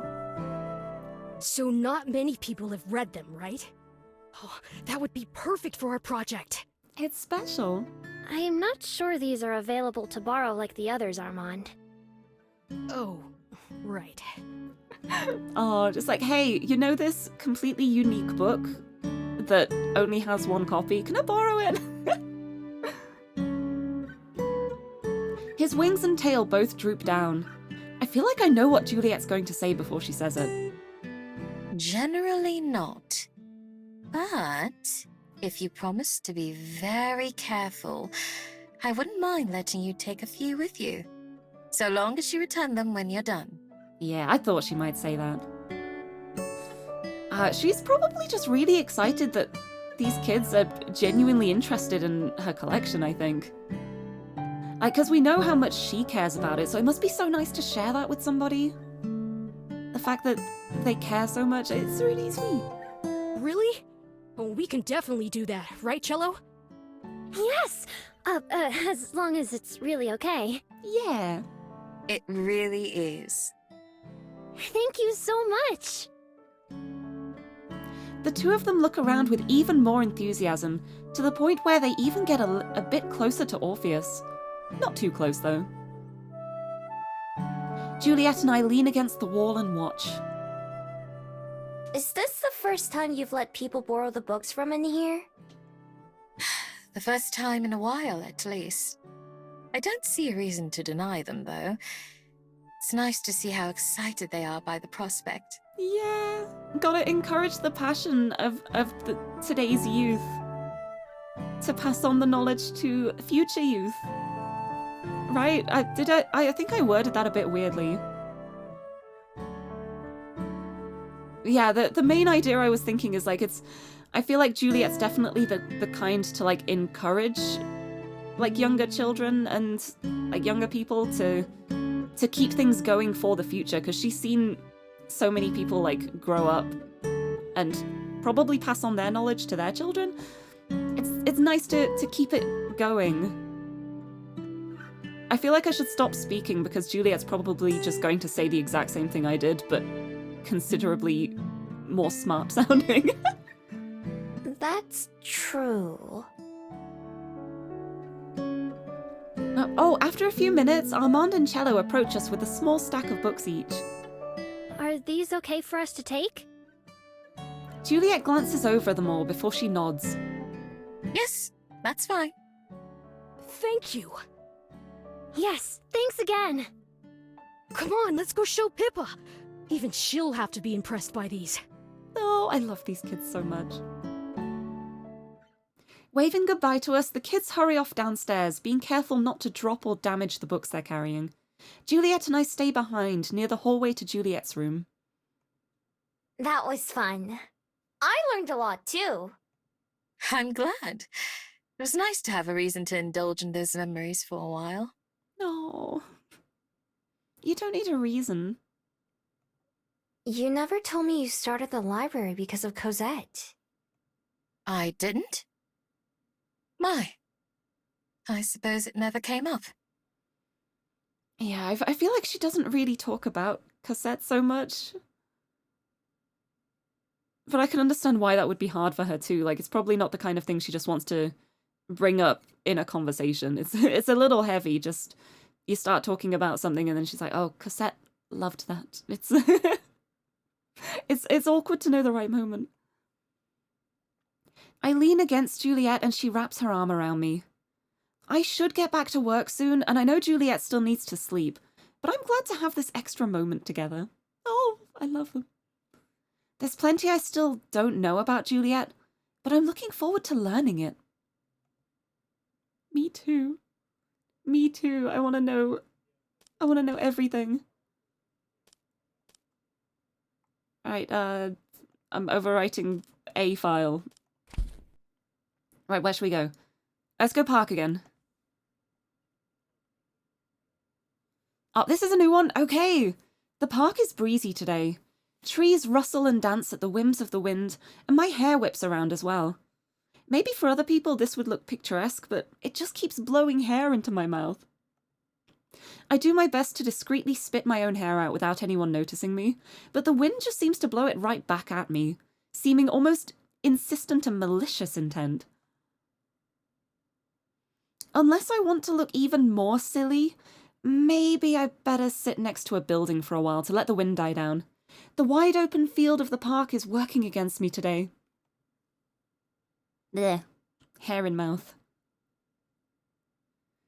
After Juliet and I say our goodbyes for the night, I go up to my room to go to bed. But after tossing and turning for a while, I get up and put my shoes back on. Yeah, wind is so annoying with long hair. It makes me glad that my hair's quite short, because every time my hair starts getting long and then the wind blows it, I'm just like, get it out of here. Get it away from me. Aside from Juliet, there's someone else that I've been thinking about a lot lately. My last encounter with Silver didn't go so well, but it hasn't made me any less determined to talk to her. I wonder if this is the same. I wonder if I can skip through this. No, I can't skip. Okay. It's not just because of my magic and what she might be able to tell me about it. It's because I also want to help her. I know that I can't tell her that outright, but with every passing day that I spend with Juliet or with Aspen... every passing day that I spend with Juliet or with Aspen makes me more confident in my decision to stay around Wellington. While I don't expect things to go exactly the same way for Silver as they did for me, I hope that maybe someday she'll want to change too. Since I'm still not ready to tell Juliet about Silver, I have to be extra quiet as I leave my room and go outside. Sneaky, sneaky. Myth on the prowl. Also, Cassandra, hello! Thank you for the lurk. Good morning. I hope you're doing well. Thank you for stopping in. Stopping into Comfy Storytime. I have gotten through a grand total of one scene in this game in the past hour and 3/4. I have been getting very distracted, but it's so fun. It's so fun to talk about how ridiculous the word inflammable is. And also how tidy my room is now. But it's okay. It may be slow progress, but we're still making progress. We're still enjoying the story. But oh, I'm glad you're doing well too. I hope you have a lovely Wednesday. But thank you for stopping in. Yeah, prog is prog, exactly. If we just get even 1% up, that's 1% closer to the ending, so... It's good. We're getting there. We're getting there, but we're enjoying the journey as well. It's not just about the destination, it's about how we make our way there. And we are making our way there with numerous free dictionary redeems. But yeah, Silver Time. I wonder if this is going to be the same now, like, from this point. Yeah, this is the same. Okay, we can skip this. Oh, but the options. Oh, ooh. I wonder if this one relates to the ending. Like, I think this option might lead to the ending as well. Because I know there were the two options in Aspens as well, but this option was in Aspens as well, and keeping going seemed to push the whole, like, it's nice to settle down and be comfy, and leaving it there was being more understanding of, like, oh, well, I understand that you don't want to settle down in Rome, I'm not going to push it. So I have a little feeling that this might be related to the ending too, so part of me wants to go comfy wild again like I did last time. So I'm gonna keep going. I'm gonna keep going and talking about how nice it is to find a place to belong and settle down. Yeah, that's gonna be the same as well, yep. Nice! And this too, I don't know which scene that was, but it's okay. Because we already saw it. Save you there. I'm saving these and just... I don't know what I'm doing with my save files. But anyway, it's Tommy time! It's time for Tommy! I don't know where this story is going. But I hope he's doing okay. I hope he's doing okay. He's such a good kid. Even though I'm preoccupied with thinking about magic, the morning goes by without any trouble. The library isn't very busy, so I finish my tasks quickly and then work on reading and writing. When I hear the door open, I don't look up, just call out a greeting because I'm halfway through a worksheet. But then, something floats into the edge of my vision to get my attention. It's Kirby! And Tommy, wait, he looks a bit... What is that expression? Is he okay? Kirby? The familiar fable twirls in recognition. Of course, Tommy's with him on the other side of the desk, but I don't see Gwen or Elijah. Hi, me! Did he run off on his own? Do they know he's here? Do his parents know he's here? Has he run away from them? I hope they know he's here. Me. Hey there. What's up? I'm looking for a super special book. Do you want to help me find it? Okay. Yeah, Me is such a cute nickname. It's like, hey, Me. How's it going, Me?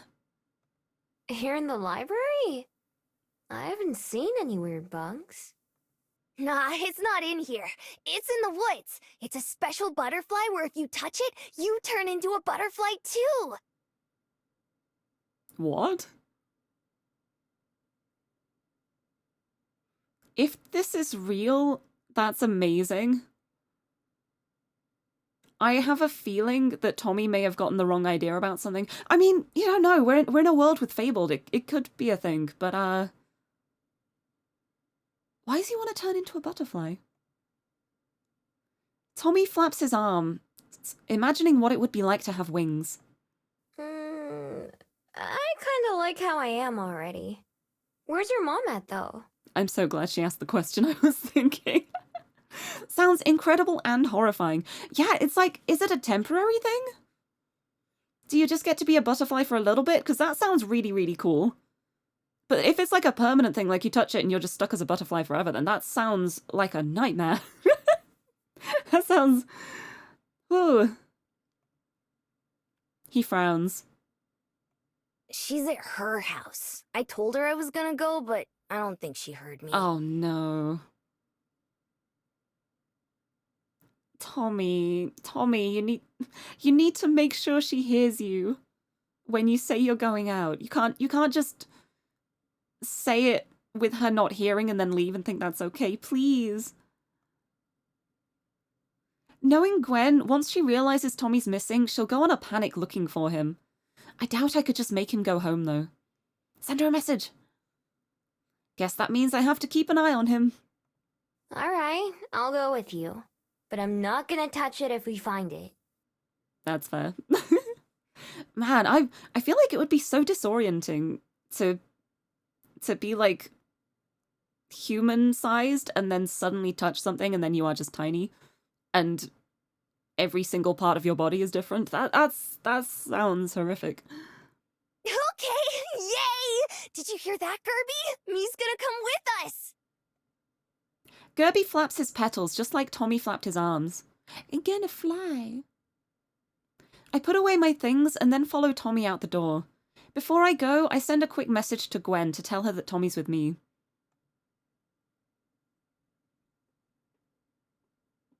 Eventually, we reach Mount Victoria. It takes a lot longer walking with Tommy than it would take me on my own. Man, part of me's wondering what the text she sent would look like. I feel... I feel like it might just be like a single text that just says like, Tommy is with me. And then she just sends that and... and I think as a parent that might still not soothe Gwen's worries. So, how do we find this thing? Sketchbook.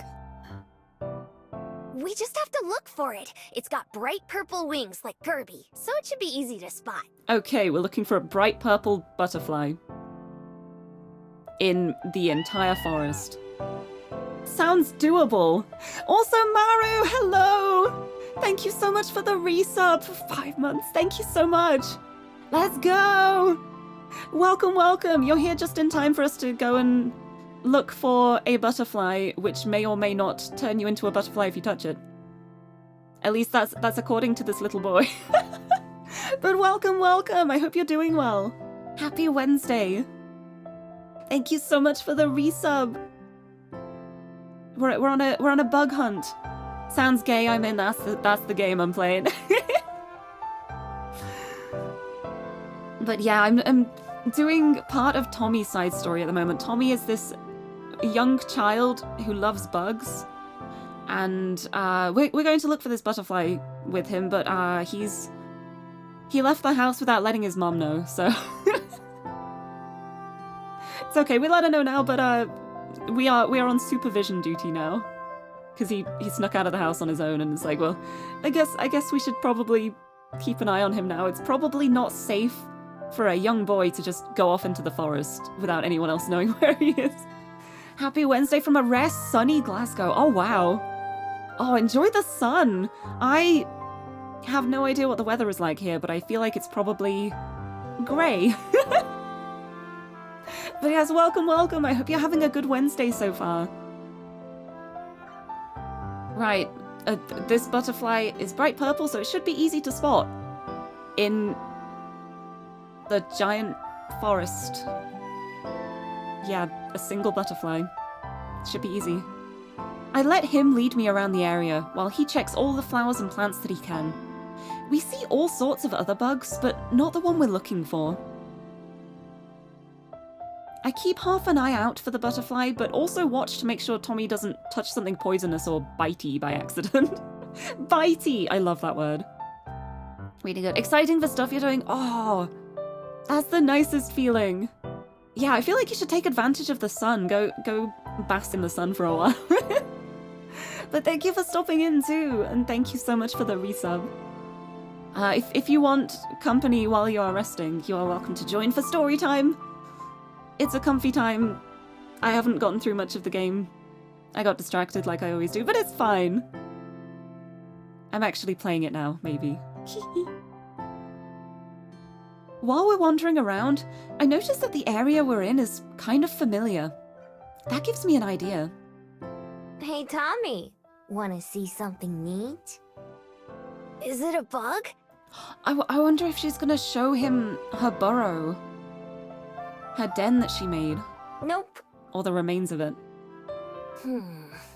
Okay, I guess.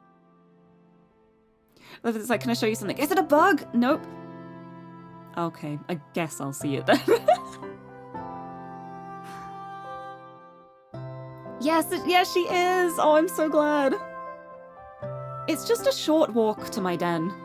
The condition isn't great, and I have to tidy it. Internet. Internet, don't do this to me.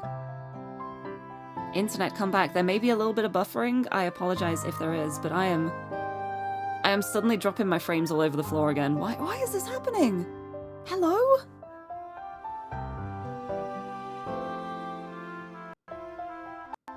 I am frozen. Great. I'm back. Okay, so is the internet. What just happened? What just happened? Oh no, I think we're back to normal. That was weird. I heard something disconnect and I was just like, oh no, fear. But I think we're back. Okay, anyway, I'm so glad she's bringing him to the den though. Wait, there's probably gonna be bugs in there. Right, it's just a short walk to my den. The condition isn't great, and I have to tidy it up a bit just so it's recognizable. What is this? It's my home. It's my den. It's where I lived when I first came here. Den bugs!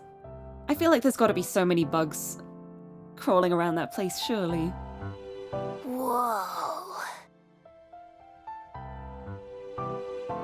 Both Tommy and Gerby inspect my handiwork.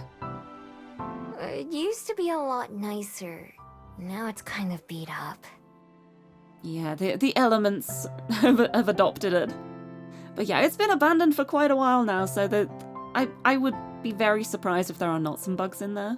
I bet I could still fit in there. Oh no, oh, he's gonna get so muddy. Yeah, probably.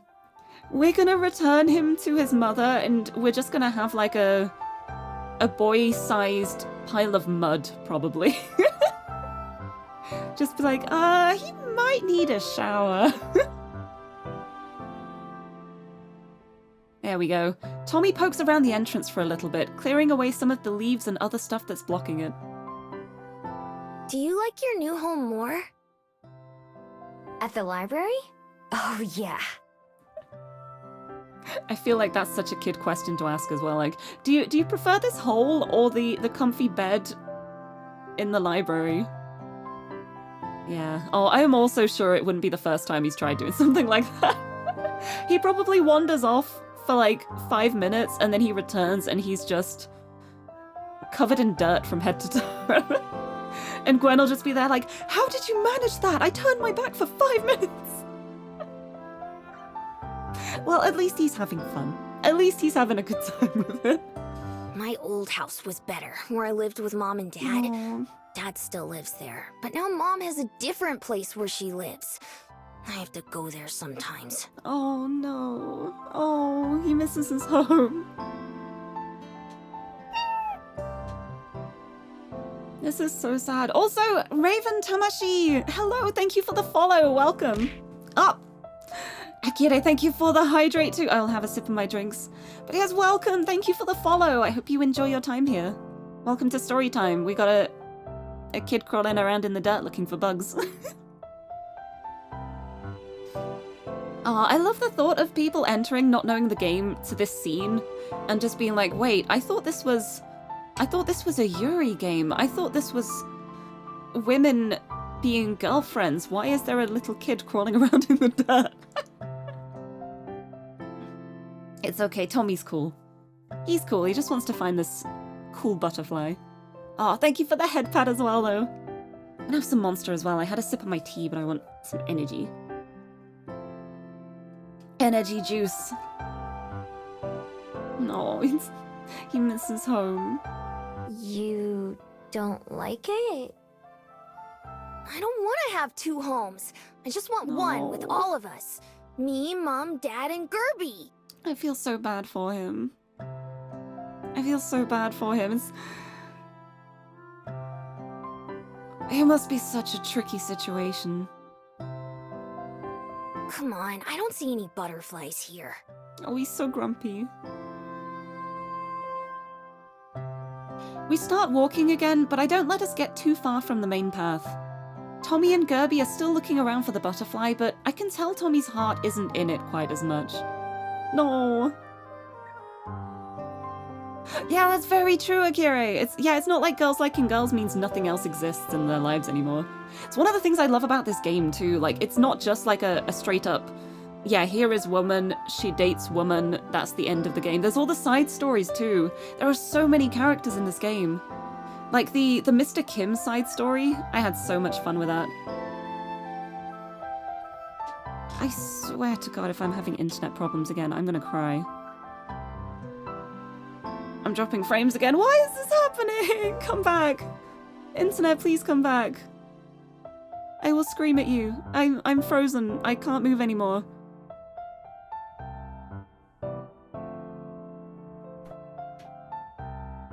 Everything is broken. No! Let me back, please. What is happening?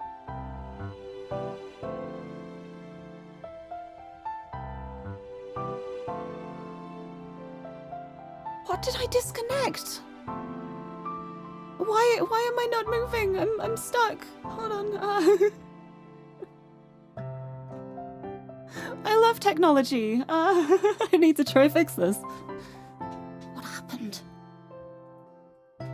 Is this a side effect of my cable management yesterday? Oh no. These visual novels, so resource heavy. Yeah, it's like the game is still moving, but I am not now. I'm frozen, and I don't know why I'm frozen. What's a stream if not for scuff? So true, hi Dis.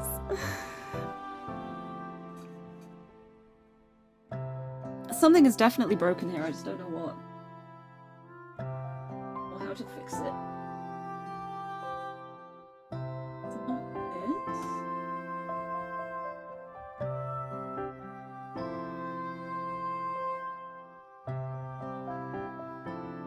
it? Is it this? I'm sorry, just sounds of me scrabbling around trying to fix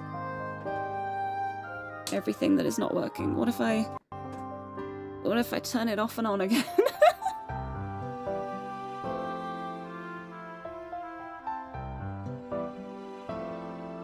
Please, why this?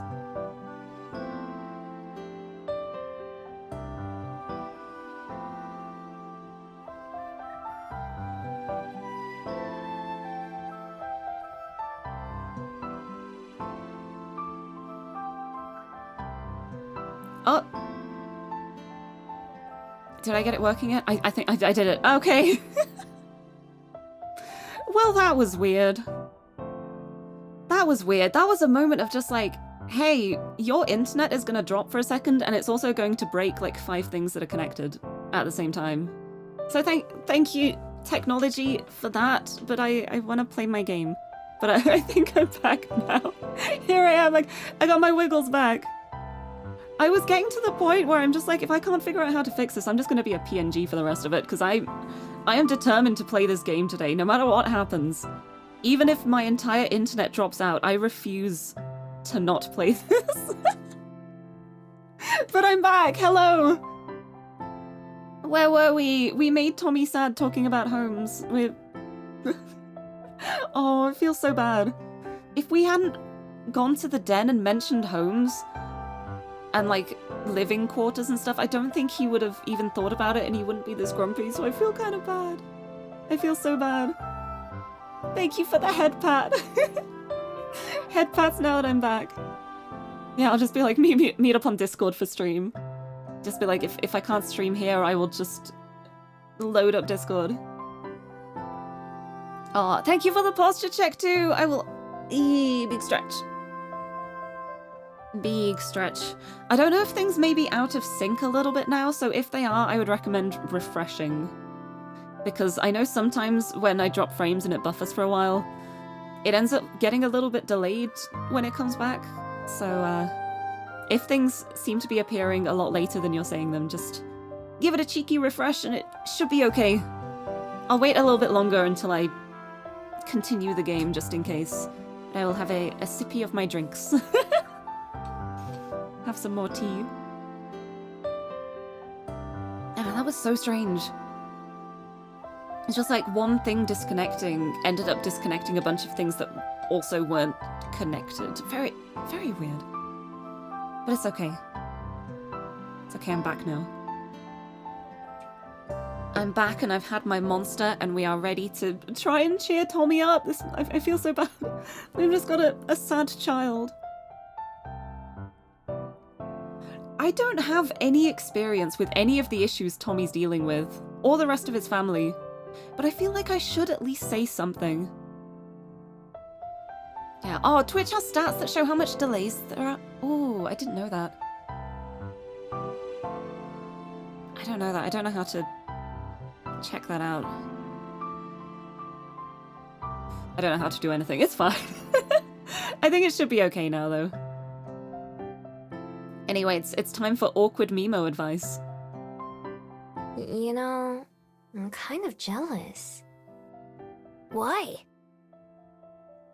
Because your parents let you have 2 homes.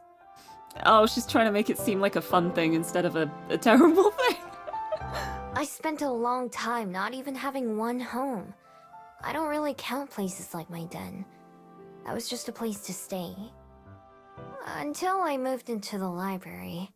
I didn't have somewhere better. But you get to have two! Oh, that's actually a really sweet way of wording it for him. That's really sweet. Oh. What about your parents? I don't have any. Not the same way you do. Oh. My parents were just foxes, and I barely remember them or even think about them that much.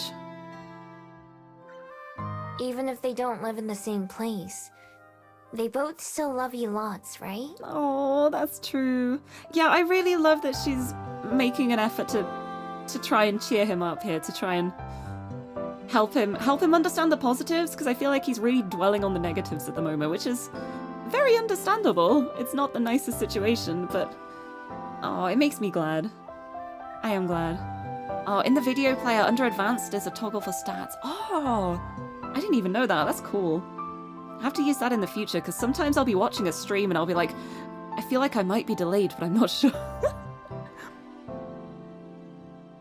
But, oh. I guess. I'm not sure if anything I'm saying is helpful. I don't even know how to help Tommy. But I am being honest at least. What he has for a family still seems pretty good, even if it's not perfect. In the end, we don't end up finding the magical butterfly. While we're still out looking, my phone rings. Of course, it's Gwen. I tell her where we are and she promises to be here soon. When she finally meets up with us, she doesn't even scold Tommy for running off, just gives him a hug and thanks me. Oh.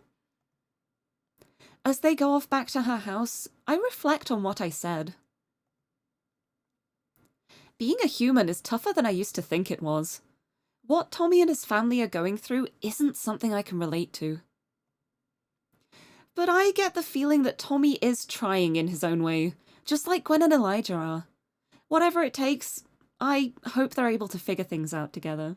Me too! Oh, I love this family. I feel so bad for them all. Such a sweet boy. He's so lovely. Honestly, I was kind of worried going into this that this was going to be like a parents are terrible kind of situation, and I was like, oh no, I hope not, because that's going to be really hard. But they both seem really nice. Like, just because they don't work, it didn't work out between them, they're still both very decent people. They're just like very different in a lot of ways, like not in a bad way. Yeah, really nice, just incompatible. That's the perfect way to put it. But it's like, it makes me really happy that like even though things didn't work out, they still get along, like they'll still talk to each other, they'll still meet up, doing the best for Tommy. It's nice. It's really refreshing to see.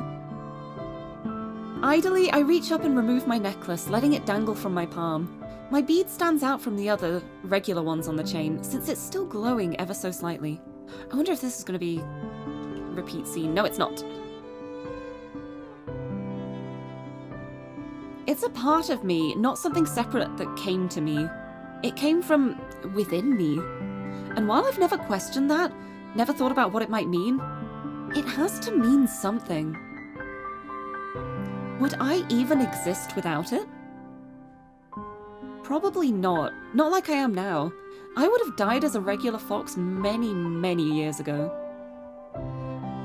Curling my fingers around the bead, I can feel my heart beat. It pulses in the bead, too. Wow. I close my eyes and try to clear my thoughts of everything except the feeling of the tiny orb in my hand. I focus on it, letting myself feel it the same way I'd feel a pillow against my head or grass beneath my feet. Slowly, pictures come to mind. Visions of the sky and the sea and the forests. Visions of people passing by, although their faces are just a blur. No, not visions. Memories. My memories and experiences live on in this bead somehow, the same way they live on in my heart and mind. It's been changed and strengthened as a result of what I've been through, the same as any muscle. magic courses through me as basic as my breath and blood. I know then and there that I can't get rid of it. Even if there's a way, I don't want it. Like any other part of my body, I have to learn to live with it and nurture it. Oh, I love this. I can't relate to it, but you're really happy with how they wrote the in the middle of a divorced family. Yeah, I'm really glad too. I feel like it's done in a very tasteful way. Is tasteful the right word? I think so. But it just makes me really glad because I was worried going into it. I swear to God, if my internet is still... Why am I dropping frames again? I'm dropping frames again and I don't know why. No, come back. Why does this always happen? Why is it only happening on Wednesdays? What is going on? Yeah, I'm sorry. The stream may come through all right, like just a little bit of buffering, but on my end, I'm just getting like flashing red lights at me. And I'm dropping thousands of frames. I don't know what's happening. Ugh, stop it, please. Virgin Media, please. I swear, I will write a very stern letter to you. Okay, I think I'm back. I think it's back to normal. Whew. I dislike this. Yeah, too many games just hate on split parents. Your parents split, but they're still both incredibly kind and loving to each other, and you and your sister. Yeah, I feel like so many, like, stories around divorce, they end up being, like, really, really separate. Like, they really emphasize the separation. So it's really nice to see a situation where it's like, okay, this relationship didn't work out, but there's still gonna be that connection there, especially, like, with a family with kids. It's really nice to see. It's really nice. But also, I love that this is different from Aspen's path as well. Because Aspen's was very much like, I know that I do want to get rid of my magic. I want to just be human. And now that we're on Juliet's route, it's the story of like, I know that I don't want to get rid of my magic. I know I want to keep it. And so it's really nice seeing like both of those sides of Miho. This is so cool. I love this game. I love this game. I don't want to be forgotten, but I don't want to lose this part of myself either. I can feel it. It's needy. Neither of us are ready yet. There's still a craving that I can't identify. What is it that I'm missing? What do I still need to give it? There are other things too that make it even more confusing, like how Cello could remember me. Was it something special about her? Or has something about me changed? Time and time again these past few months, I've found that answers I've known all along rest inside me. Feelings that I thought I was incapable of come naturally. Why would this be any different? It's a puzzle, but puzzles have solutions. I don't know what the answer is, and I barely even know the question. But I can feel that something about myself is going to change soon. How and when, I don't know.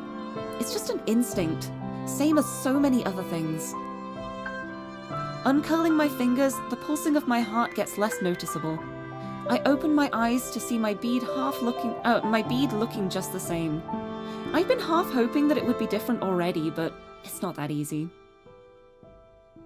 I put my necklace back on and climb into bed, burying myself beneath my blankets. Blanket fort. Even under the covers in the dark, the light of my bead shines through faintly like a nightlight. Oh. Hey, here we go, it's the kids again! Blanket fort. I love making a blanket fort. One of Tiffany, my cat's favorite things as well, is if I'm lying in bed with the duvet over me and I like lift my legs up in like a triangle to make like a tent beneath me, every time I do that, Tiffany will sprint towards me and burrow under the covers. And then I am stuck there because she has a tent and I can't dismantle it for her because she gets so comfy. She really loves it. It's gotten to the point where I'll just be lying in bed sometimes and she'll come up around the side of me and start like padding at the side of my duvet, like trying to lift it up. Like, I know she's not actually trying to lift it up, because if she was, she could easily do that, but she does it as like a kind of signal, like, hey, can you do the thing where I can then go under here? It's very sweet. But I feel so bad denying her sometimes, because it'll be like when I'm about to get up and I'm like, I'm so sorry, baby. I cannot do that, because I know if I do, you will be stuck there and I will not be able to get up. Just like a couple of days ago, some of the first patrons to arrive at the library on Friday morning are Cello and her friends. This time, it's Pippa who holds the door for the other two, who enter with their arms full of books. Hey, you guys! Good morning, Ms. Miho. Hi, Ms. Miho. They stopped by for a bit yesterday as well, so all three of them should still remember who I am. All three of them come to my desk, where Cello and Armand carefully set down the stacks they're carrying. Juliet, who hasn't gone to bed yet, emerges from the shelves where she was putting away some books and approaches us as well. Miss Juliet! We brought back all the stuff that we borrowed. Thank you. I can see you took great care of them. Were you able to complete your project? We did. Pippa and I took lots of notes, and Armand stayed up all night writing a script. Oh, wow. Oh, they worked so hard. They worked so hard on it. Oh, I'm so proud of them. We decided to put together a play about the history of Wellington, using the library as the main location. That's so cool. Oh, I love that. That's so sweet, because last time they made the model of the cafe. And this time they're writing a play. I love it. What a good project. Armand and I will be the actors, and Pippa's going to make the decorations. I said we should do an art project, but Armand didn't Aw. want to. Yeah, I've got to say as well, I really like how, like, the Aspen route was more like Pippa doing what she wanted to, and Armand shrugging and being okay with it. And then this one is like what Armand wants to do, and Pippa shrugging and being okay with it. It's really nice. And then Cello's just here like, I will just do whatever you guys want to do, so long as it gets done. Yay! Yay, teamwork! You just didn't want to have to read. I mean, that's fair. The two of them glare at each other, and Cello rolls her eyes at both of them. I feel a little bad for her, even though I know they're all friends when it counts. That sounds like a lot of fun. I'm glad you were able to find something interesting.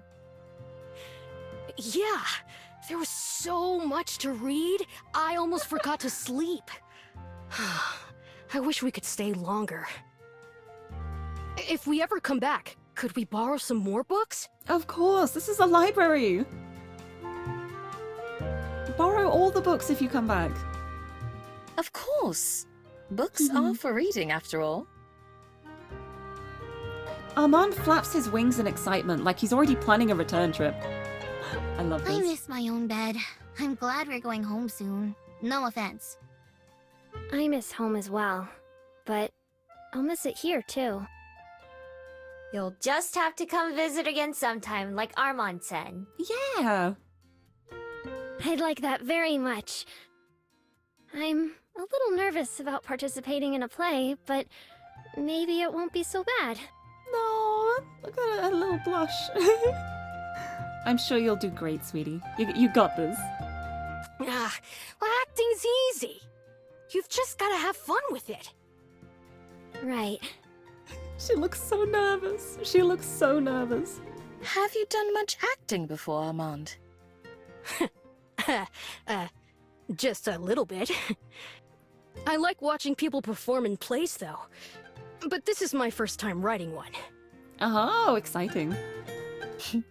I enjoy it as well. I've had the good fortune to know several playwrights myself, and now I know one more. Armand blushes at the praise. I've never seen a play myself, but I basically know what they are. It's like watching TV in real life. If our teacher records it, maybe we can send it to you and Miss Miho to watch. I love that. Like, I know what a play is. It's like TV, but real life. I'm not so sure about that idea. Oh no, I want to watch it. I want to watch that play. I feel like they would do great. Aw, why not? You're gonna do great. We can rehearse on the way home to get some extra practice. How are you going to rehearse when you're sitting on an airship? You won't have a stage or any props. You can learn your lines still.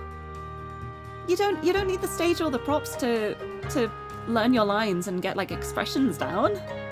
We could still go over the lines. Exactly. Haha. Okay. Let's figure that part out later. Oh, Cello. Cutting off the argument before it happens, Cello faces Juliet and me again.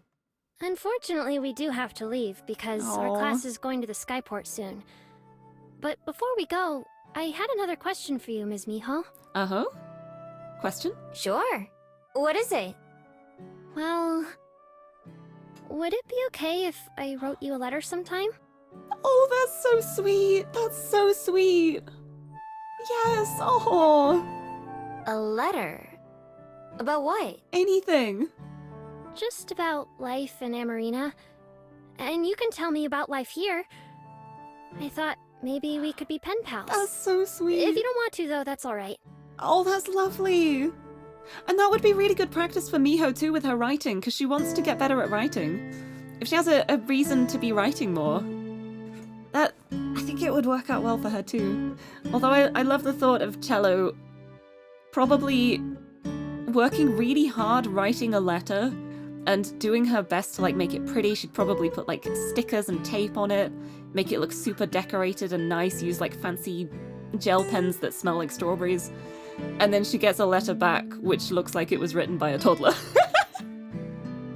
I feel like that would be so funny. Oh, I'd like to. I've never had a pen pal before. Oh, it's so sweet though. I love this.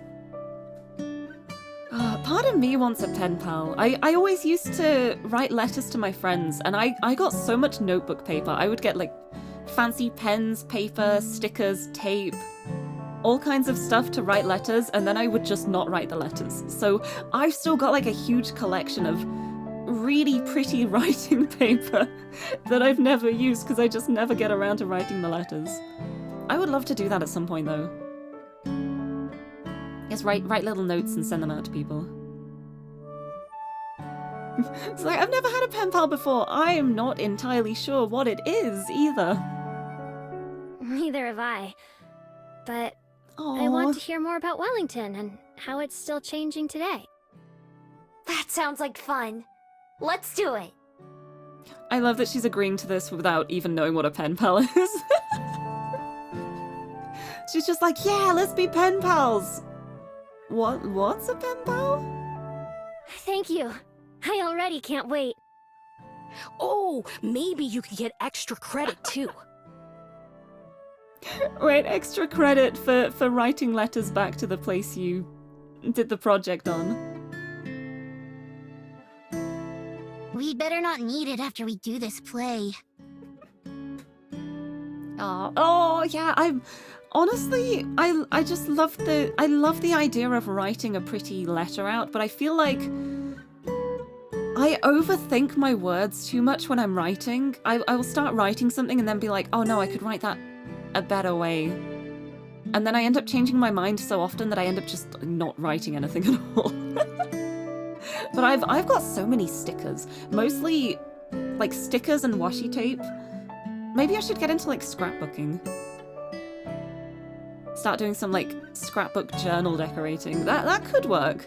If I'm just doing it for myself, then I wouldn't have to worry about picking the wrong words. We won't. Slowly, the five of us move back outside to the front of the library, with Armand and Juliet chatting about the books he read. Soon, it's time for them to head off. Thanks again, Miss Miho and Miss Juliet, for showing us the library and letting us borrow stuff. Yeah, thanks. You are so welcome. It was our pleasure, I'm sure. Right, Miho? Yeah. I hope you guys get a good grade. Oh, they better get an A on this. They better. I believe in them. Me too. It's sad to think that Pippa and Armand will have forgotten me by the time they get back home. I'm glad that they had a good time though, and it was nice to be able to help out a bit. even if it was mostly Juliet who helped them. I appreciate it too. I'll be sure to tell you all about how it goes when I send you that letter. Oh, that's so sweet. Sounds good. Bye, you guys! Goodbye. Seeing them off. All three of them wave as they make their way down the hill, and Juliet and I wave back for as long as we can. Once they're out of sight, we go back inside. I wonder if Cello will be able to remember me long enough to write a letter. Oh, I hope so. I hope my theory about peering into the library was wrong and she does just remember.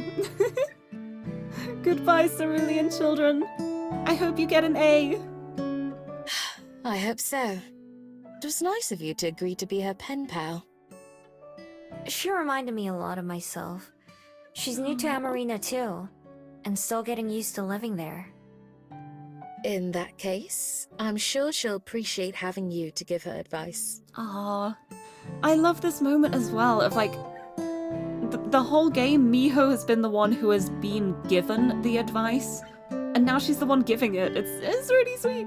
I love it. I don't know if I can be very helpful there.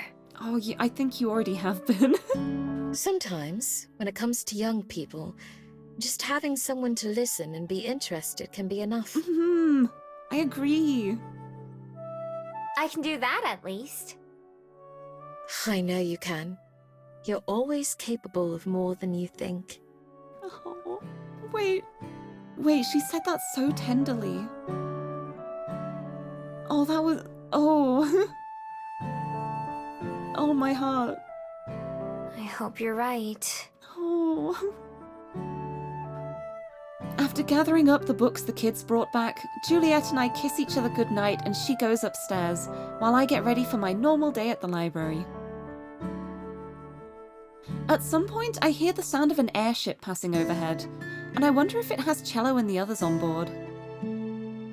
Whether or not I do get a letter from her, I'm glad they all had a good time.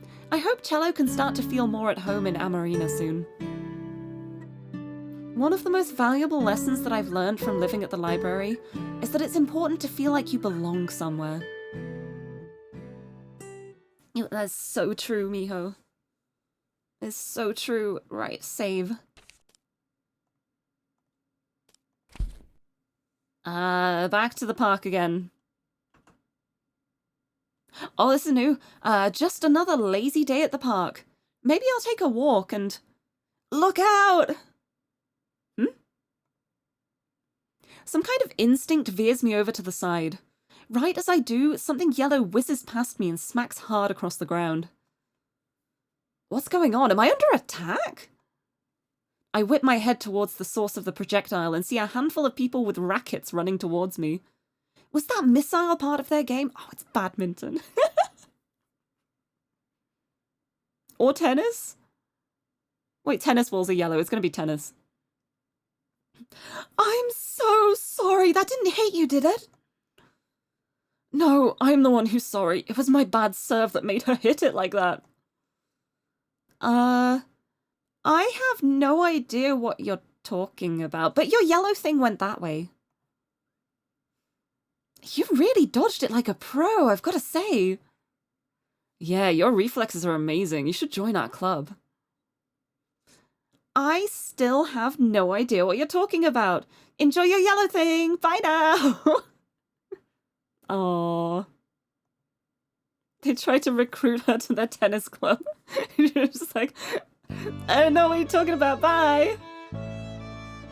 On Saturday morning, I wake up around my usual time, but linger in bed for a while. I can hear the distant sounds of Aspen and Juliet having an animated conversation. Aspen laughs, then Juliet laughs. I don't know what they're laughing about, but I smile too. I just like hearing my girlfriend laugh after all. No matter what kind of troubles are weighing on our minds, or monster cans. Delphi, hello, thank you for the head pat. And Dima, thank you for the posture check and hydrate. I'll have a big stretch.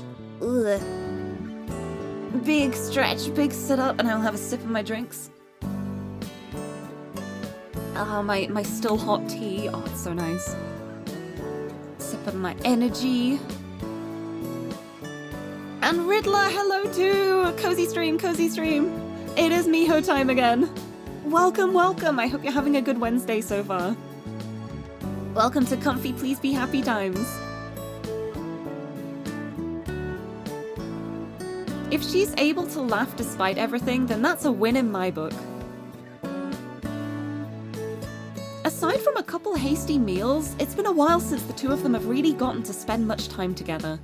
Sometimes it's easy to forget that they've known each other longer than they've known me. Outside, it's shaping up to be another beautiful day. There are clouds, but none of them are rain clouds. The trees and grass sway in a gentle breeze beyond my window. I've had more beautiful days here than I can count. Even Wellington weather at its worst isn't so bad from indoors. I open my window, enjoying the morning air as I freshen myself up too. Making my way silently to the kitchen, I pause just out of sight and listen.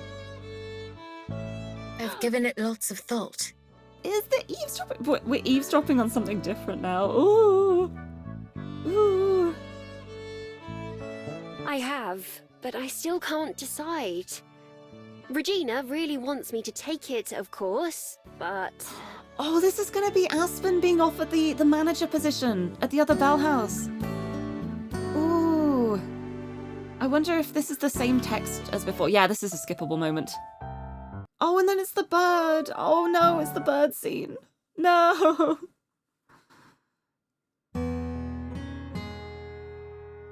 It's the bird time. It's okay, we've already seen the bird scene, so we were able to skip past it, but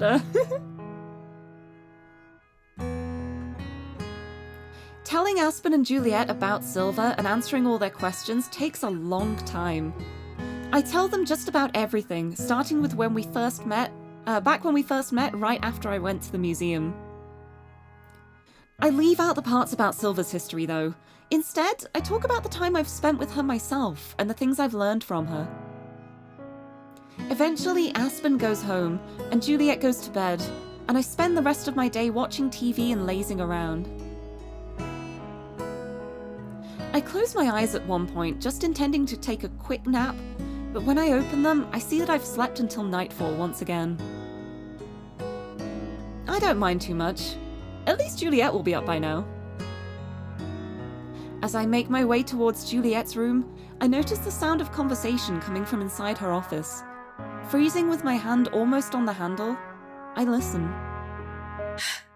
You were right all along. Should we be listening to this? Is she actually talking to someone? Or is she talking to Cosette? Or... I know all too well. We should probably not be listening to this, huh?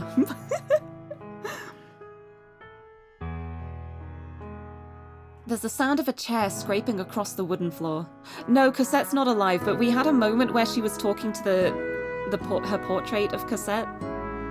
And as it was happening, I was like, should we be listening in here? It feels kind of bad to be eavesdropping. But it would be worse to interrupt, I guess. There's the sound of a chair scraping across the wooden floor. You always did have to learn things the hard way. Oh. A few moments later, I hear the sound of flapping leathery wings from beyond the door, and of papers being scattered. The flapping sound quickly grows distant, and then disappears entirely. I let out a silent breath as I hear Juliet's footsteps, and papers being picked up, and then Juliet sitting down in her chair once more. You can come in now, Miho. Of course she knew. Of course she knew she was there. I really have lost my touch when it comes to sneaking. I open the door as invited to see Juliet's study looking the same as ever. The open window and blowing curtains are the only indicators of her guest that just left. I lower myself into the empty chair as Juliet strikes a match, relighting the lamp that had blown out. How much did you hear? Just the very end. I was coming to see you. Oh. I didn't know you already had company. Sorry for listening in. It's all right. I don't feel the need to keep anything secret from you. Oh, my heart. I love them. I love them so much. Yeah, lamplit room would be pretty comfy. Honestly, my bedroom is mostly lamplit most of the time. Like, I don't really turn on my overhead light. The only time I turn it on is like when I'm streaming, because I need the tracking to be good. But most of the time I have a lot of fairy lights in my room. I also have a couple of nice lamps. I've got some nice lights. And it's really comfy, honestly. Like, I don't feel the need to turn the main light on a lot of the time, because it's still light enough without being, like, overwhelmingly bright. It's comfy. Juliet, you can't keep saying sweet stuff like that. I will melt. I will melt into a little puddle of gay on the ground. That sounds disgusting, actually. I'm gonna pretend I didn't say that. Just use a couple gentle fairy lights. Yes! You had a little yellow light and it was so cozy, you just didn't have space for it. Oh, space is always such a problem. The lamp I've got, the lamp I have was originally really bright every time I turned it on, but I ended up I actually got an LED color changing light bulb, but with it being the color changing one, it's got like a little remote and I could turn down the brightness on it. Like, I could make it more dim. And so that's what I did, because it was way too bright before, but I just set it to like a gentle color and just turn the brightness down, and it makes it really comfy. It's really nice. But yeah, I like my fairy lights. I've got a lot of fairy lights all around one of my walls, and it's so comfy. And I can change the color of those as well if I want. Yeah, movie night with that would be so cozy. It would be. I feel like it's always nice watching a movie with the lights low. So, like, most of the light is on the screen. I feel like it helps me get more absorbed in films when I when I watch movies like that. But yeah, I really like mood lighting. Want to get some to go above your PC? Yes. Yeah, I've got mine on. It's the wall that's to my side. All around that wall, I've got that wall painted pink, all the rest of my walls are white, and I've got fairy lights around it that I usually set to like a turquoisey cyan kind of color, and it's so comfy, it's so nice. I want to get some posters to put up in the middle of it and like have them outlined by the fairy lights, because I think it would be really pretty. But I'm also wondering, when my Please Be Happy fabric poster comes in, I feel like that might be nice on that wall as well. Framed by the fairy lights. Also, Nermits, hello! We are indeed winning. I'm going through the game incredibly slowly, but we're winning. But hello, I hope you're doing well. We're getting distracted talking about mood lighting and lamps. But I love this game so much. Enjoying, we are. The only reason I haven't introduced you to Ezekiel is for his sake. He isn't fond of meeting people. Yeah, that's fair. It's like she hasn't said, I don't think she said outright yet, but I think Ezekiel is probably the one who turned her. I don't remember if she said or not, or if it was just a theory I came up with. But I don't know, we'll probably find out more now. It's okay. I know how that feels. But he's a vampire as well. A vampire who is older than Juliet. What did you mean, though? About him being right? Juliet laughs, closing her eyes. Where to begin? Ooh? She stands up and closes the window, peering out into the night for a moment before she sits back down. Yeah, a grandpa vampire. A grandpire. I told you that Ezekiel was the one who helped me gain my footing in the human world, yes? Well, there's a bit more to it than that. Yes, yeah, that's what she said. She said that when she first came to the human world, Ezekiel was the one who helped her find her way and figure out what to do, but I've got a theory. I think that Ezekiel is probably the one who made her a vampire? Because we know she was turned, because she mentioned before being a vampire as well. So I think Ezekiel's probably the one who turned her? I don't know, though. He was the one who turned me into a vampire in the first place. Yeah, I knew it! I knew it! Detective Lirie's on the case again. I have a story not too dissimilar from your own with Zhong Ying, though it began in a very different way. Oh wow. Her person. Her sire. Hope they're dating in some way. Hope who's dating? Because Miho and Juliet are dating at the moment. They are girlfriends now. It's happened. It officially happened. They are girlfriend and girlfriend. Well, we're getting some Juliet lore now. I'm so excited. Adjusting my seat so I'm next to Juliet, I lean forward and take her hand. Leaning against me, she idly runs her thumb across mine as she stares into the flickering candle, recalling days long past. I'm ready. I'm ready for the lore. I was a human once, of course. Long, long ago. In those times, we didn't know about the underworld, or anything that lay beyond the edges of our sky. Few denizens of the underworld traveled to the overworld back then. Those who did were feared and reviled, but also disbelieved in. Truth turned to hearsay, hearsay turned to legend, and legend turned to fable. Stories told to impart some moral or lesson, not to be believed. That's where today's term fabled was first born. Oh, that makes a lot of sense. As a human, my life was painful and dull, and cursed by circumstance. I lived, believing and hoping for a better tomorrow that never came. I wonder if that was a Wheel of Time reference? That's Wheel of Time. Is that something I should know? I don't think I know what Wheel of Time is. Oh, is it a fantasy series? Ooh. Oh, maybe it was. I've not heard of Wheel of Time before, but this looks really cool. But I think it's quite a common thing in fantasy elements.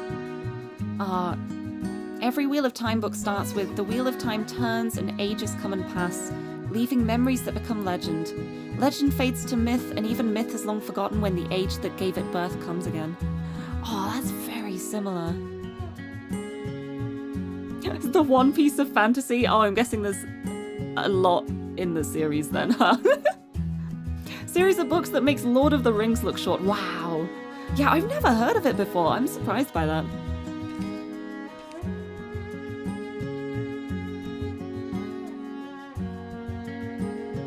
But yeah, it wouldn't surprise me if it's the kind of book that Juliet would have read, to be honest. But that's so cool. I've never heard of that before. I would say I'll have to check it out, but I know I won't check it out because I'm terrible at reading books anyway. Never mind long ones. It's the one piece of fantasy except it has an ending. I like it. Also, S, hello, welcome. Welcome to Juliet time. Happy Wednesday. How's it going? Oh, I'm here for the Juliet lore. There came a time when I had enough. Enough of agony, of poverty, disappointment. Oh, wait. I took myself to the dry edge of the world. No, beyond Juliet. which lay nothing but the unknown. No, oh wow. And I threw myself off.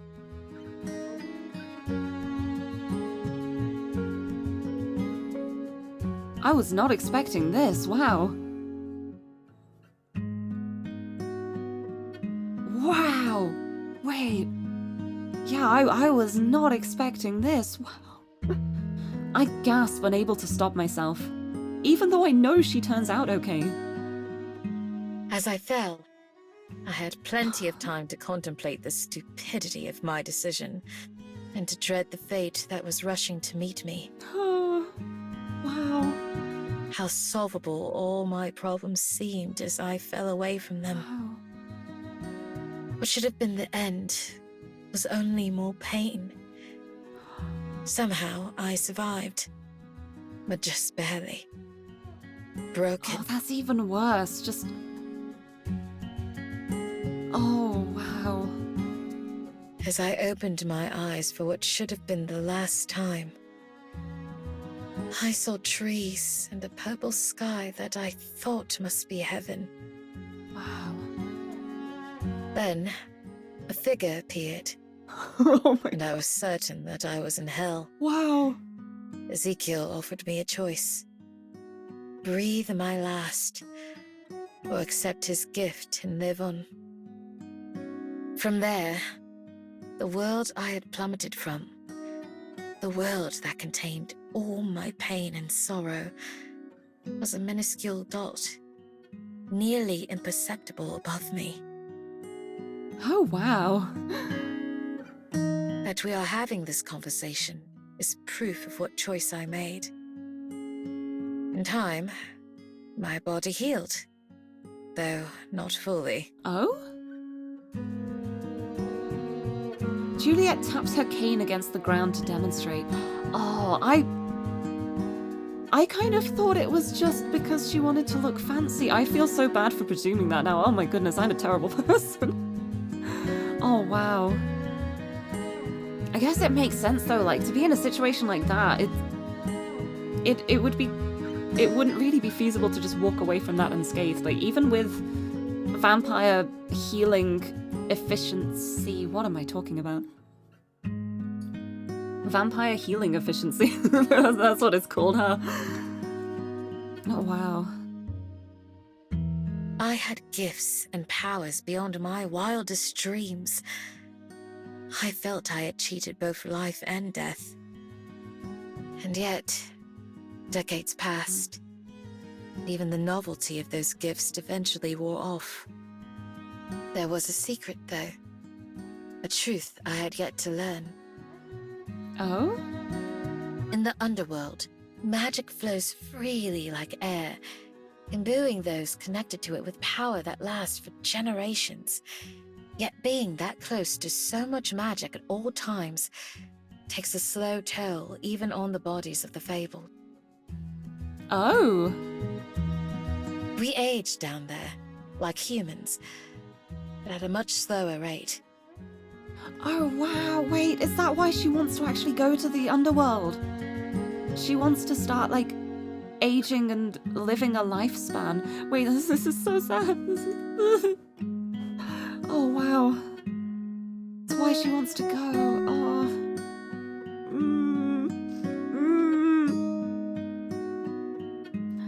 So it's not true immortality. I mean, I guess it is when they're, like, away from the flow of magic. But yeah, I feel like even with immortality, there's usually some kind of restrictions too.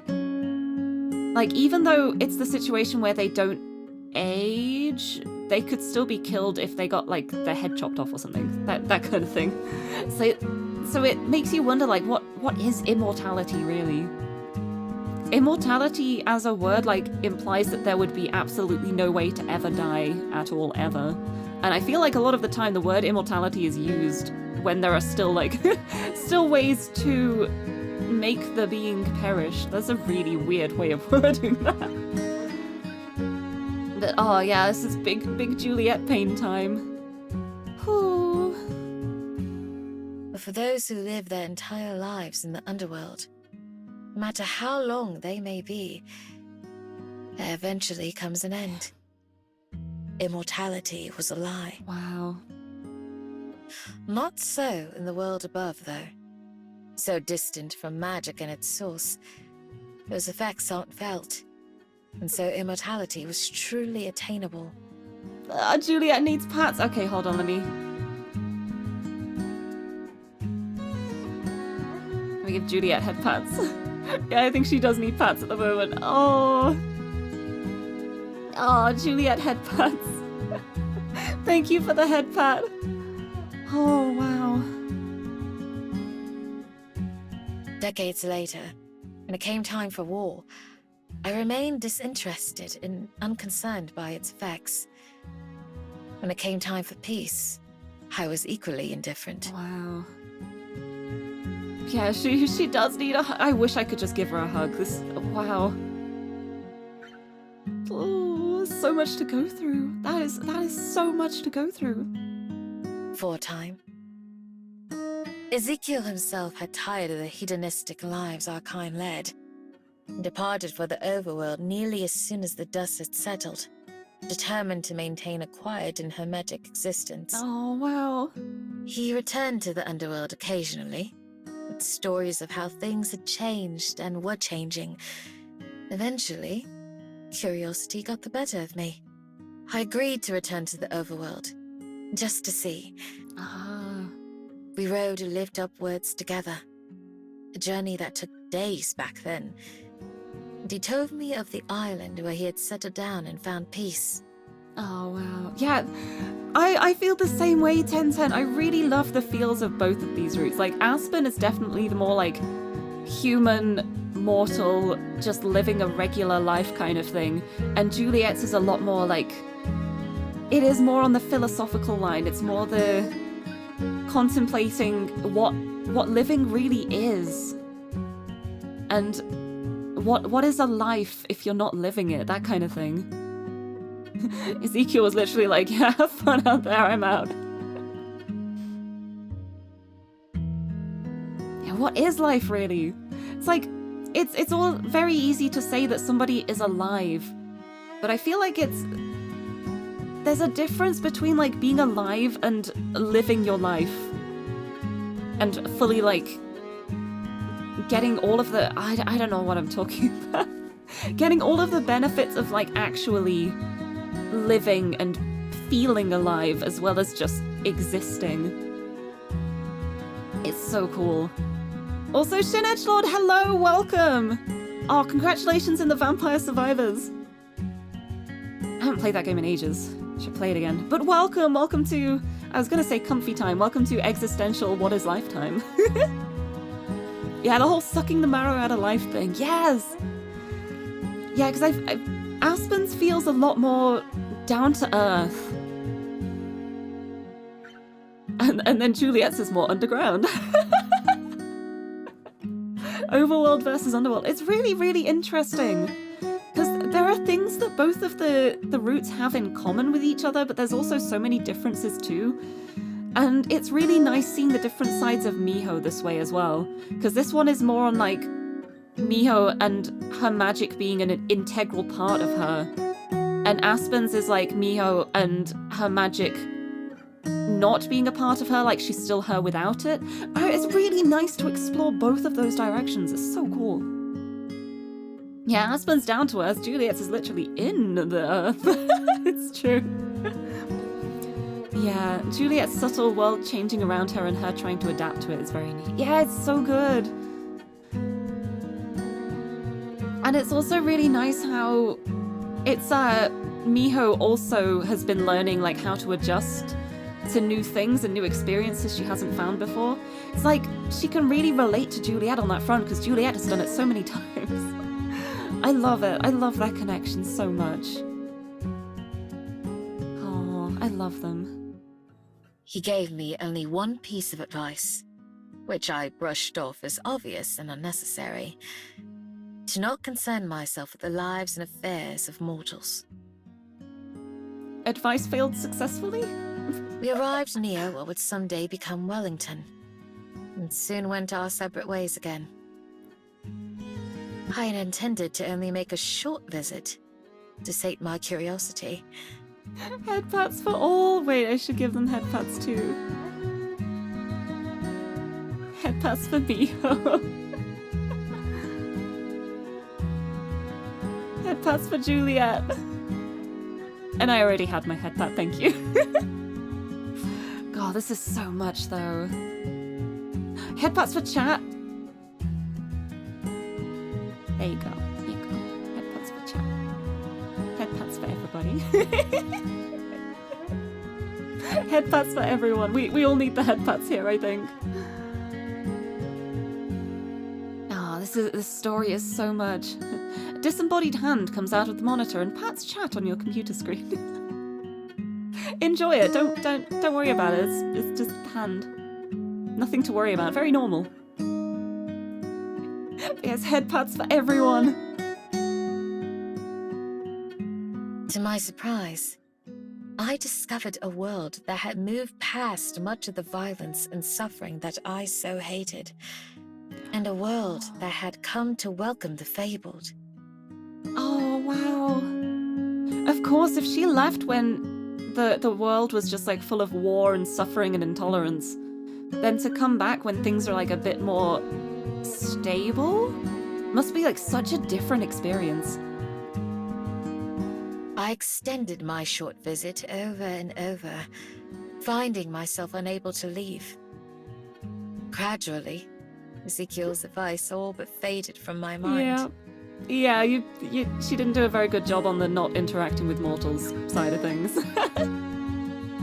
People lurking, like someone's muted the tab and then suddenly a hand is coming out of their monitor and they have no idea what's going on.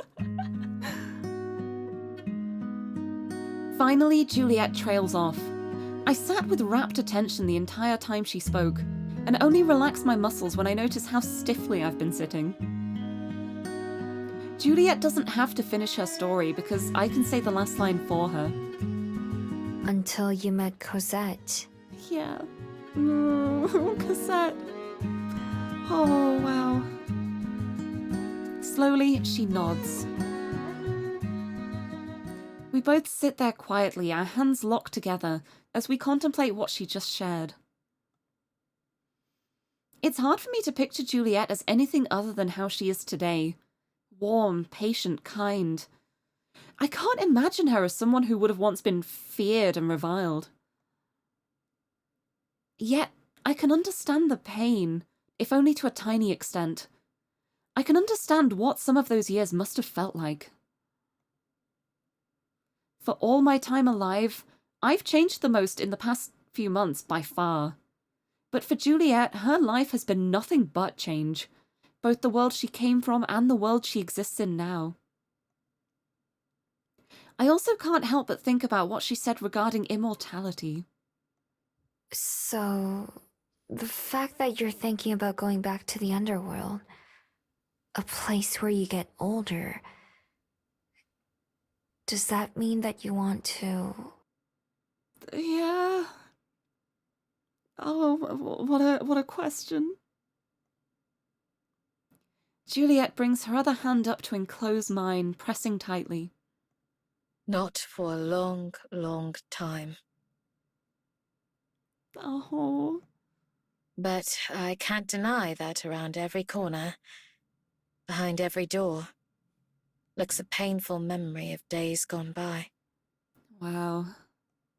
I had never loved anyone before Cosette. Not in so deeply a way as to use that word. But there were still friends whose company I enjoyed, and time that was spent laughing and smiling. They're all gone now, but I'm not. Wow. I see their ghost everywhere. That must be so hard. It must be so hard. Oh, wow. But those memories are all that I have left. I'm afraid to forget, just as I'm afraid to remember. God, I love her backstory too. My heart. The flame dances on the candle wick, throwing a crazy shadow onto the wall. It'll burn itself out again soon. I know I should say something, but I feel paralyzed. Everything I could say feels inadequate. In the face of everything she told me, do I even have the right to want her to stay? If going back to the underworld is the only way for her to escape the pain, then shouldn't I want her to go? My brain tells me yes, but my heart tells me no. My heart tells me I want her to find a different way. Is that wrong of me? Mia? Oh, so much to think about here. Oh, wow. The sound of her voice breaks my reverie, and as she removes her hands from mine, I can see a sparkling uncertainty in her eyes. I have something very selfish to ask of you. What is it? If I do go, would you come with me? Oh, wow. Oh. Oh, wow. God, yeah, same. Just afraid to forget, just as I'm afraid to remember. Oh, it's such an impossible decision. It's... oh. What? Juliet speaks quickly, like she's embarrassed or nervous. As a fabled, you would be safe in the underworld, unlike a human. Oh, wow. But because your magic doesn't come from the same source, you would still be immune to time's flow. Oh, that's heavy. Oh, wow. So even if Miho did follow her to the underworld, she still wouldn't be able to grow old with her? This is... I don't like this. I don't like this. Oh, wow. Oh, wow. I still can't decide. I feel terrible asking you this. And yet I know I would feel more terrible not to. Oh, wow. Also, Aspen's a human. This is the Juliet route. Aspen is writing her book at the moment. But oh my god, yeah, the thought of it being the reverse. It's like we know that Juliet has watched so many people grow old and leave her. So she fully knows exactly how heartbreaking it is. And she's still asking. That must be really, really tricky. That must... oh, wow. Yeah, she must feel so bad even asking, but... oh, wow. Don't answer me now. Please. Take time to think about it. Wow. All I can manage is to nod dumbly. At least her second request is an easy one. Thinking about it is all I'll be able to do. Thank you. Right now, though, I want to do anything but think. Standing up, I reach for Juliet and pull her into a hug and a wordless kiss. When we finally do pull apart, I lean my forehead against her and she rests herself against me. I love you.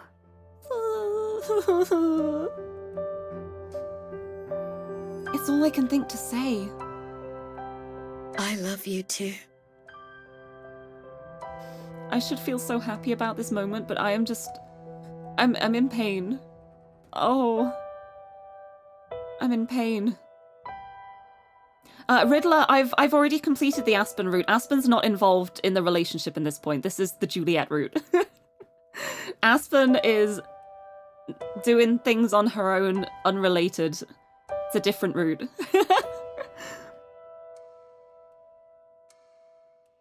Oh my god, that is such an impossible decision. That is... oh, wow.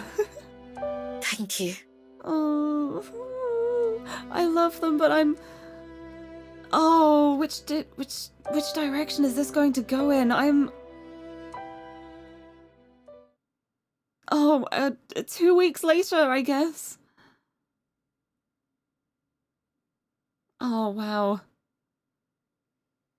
After all that heavy stuff, you're afraid you must leave. Oh, it's okay. Thank you for stopping by. Please be happy.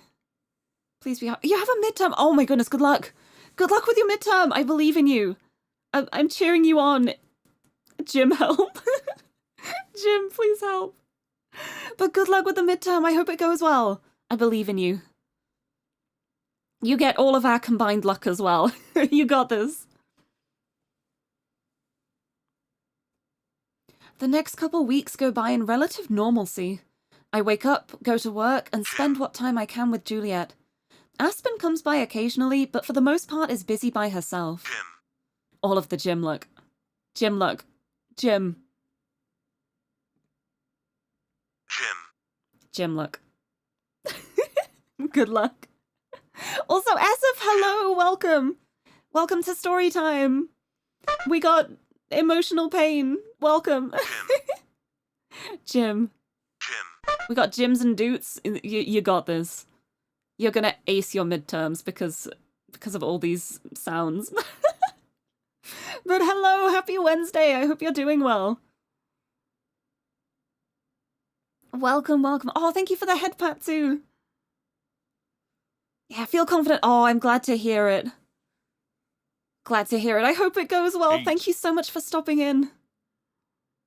8. Neither Juliet nor I talk about that evening in her study, or her invitation. 8. We don't have to. It's practically the only thing on my mind. When I walk down Cuba Street or climb up Mount Victoria, I have to ask myself if I'm ready to leave it all behind. I want to be with Juliet. That part's easy to decide. Even if we've only been lovers for a few weeks, I've spent enough time with her to know that I want to stay with her. I know I can't promise her forever, but right now, there's nothing I want more. Still, there's a lot I'd have to give up. Aspen and my other friends, as well as the first home I've ever had. The memories may be painful for Juliet, but for me, they're almost nothing but good. I always thought I was the kind of person who could move at the drop of a hat without worrying about leaving anything behind. Now, I realize that's because I never had anything to lose before. Oh, wow. The candlelight from Juliet's trusty lamp flickers as we sit quietly in the dark. There's the occasional noise of her pen scratching or of Juliet typing something on the computer, but it's otherwise silent. I sit with a book open on my lap. It's simple enough for me to read, but I've been on the same page for ages. Pictures of the underworld, both photos and drawings, take up most of the space. Actually, I will be right back, just 1 second, and then we will continue. But, be right back a sec.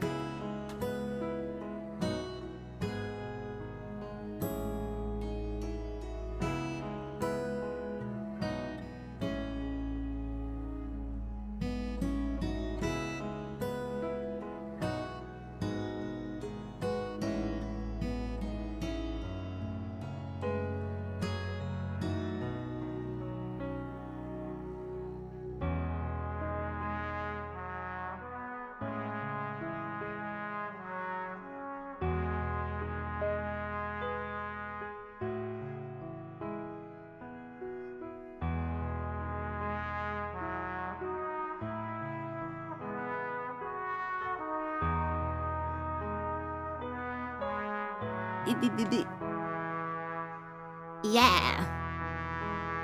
I am back. And I have my comfy blanket in real life as well. Because I wasn't wearing my blanket earlier. I'm cheating. Oh no. Because it was too warm, but I'm realizing now I'm getting really cold. Which, if I'm feeling cold, it means it's gotta be pretty cold. Because I don't usually feel the cold that much.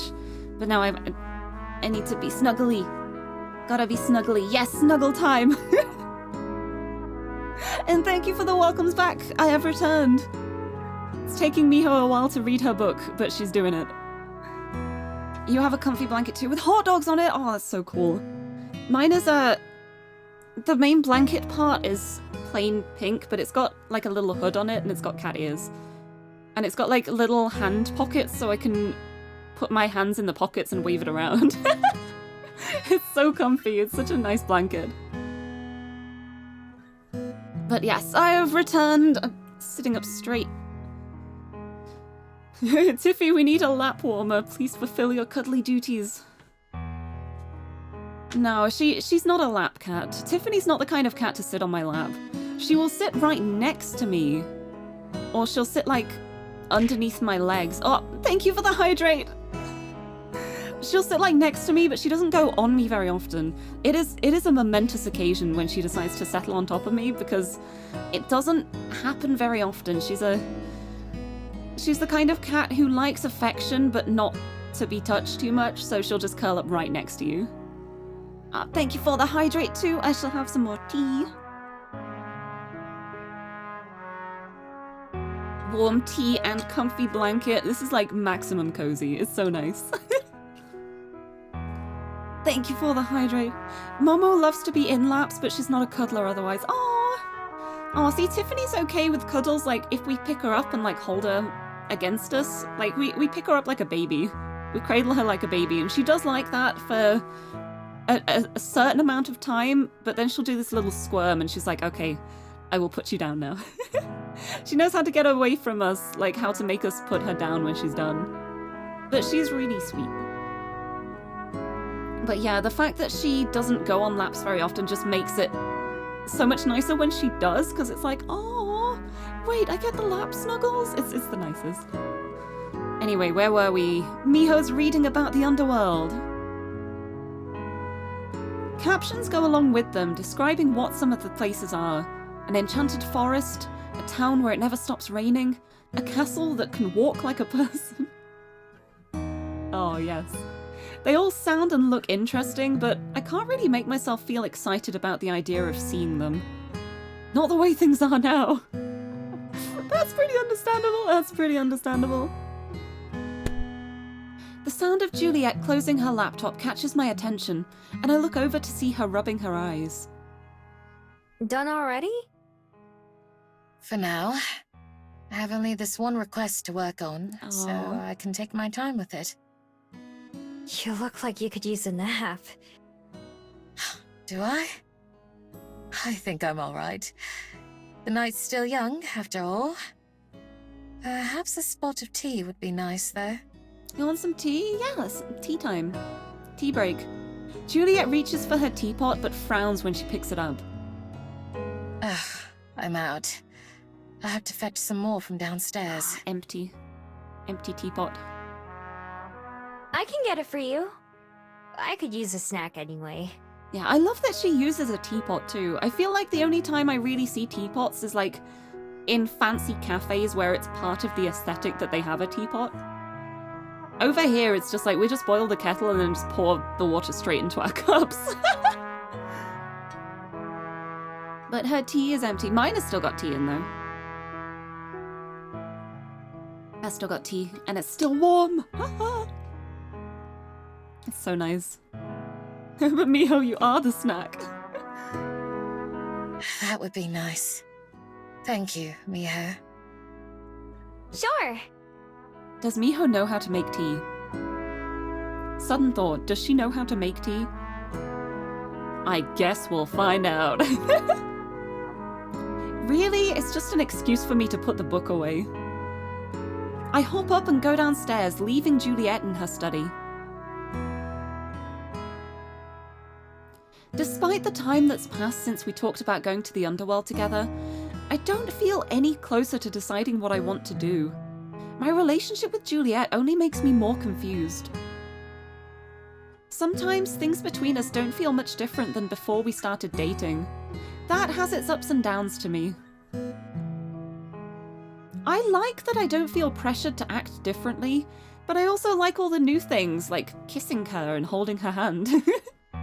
Juliet seems to enjoy those things too, but I wish I wasn't the one starting them all the time. Oh, you wanted to take action a bit more. Neither of us are the type of person to be really lovey-dovey like I've seen on TV, and that's fine. I know she means it when she says she loves me, and that's enough. Aww.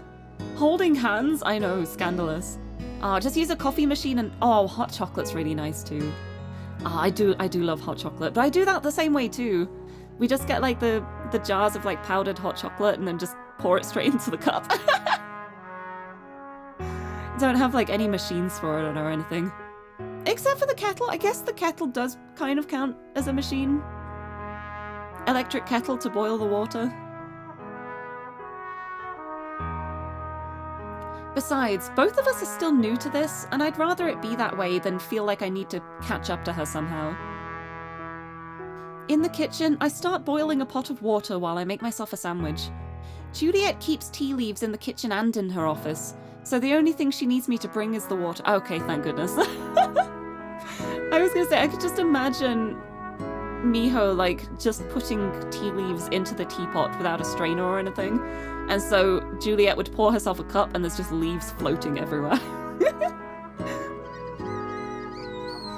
I munch on my snack while I wait until steam starts to rise and the kettle whistles. Aspen got an electric kettle for Juliet that's much faster, but I know Juliet prefers her tea from a regular old pot. The leaves add texture. True. Yeah, I love the boiling whistle sound. Just gives it a different mouthfeel.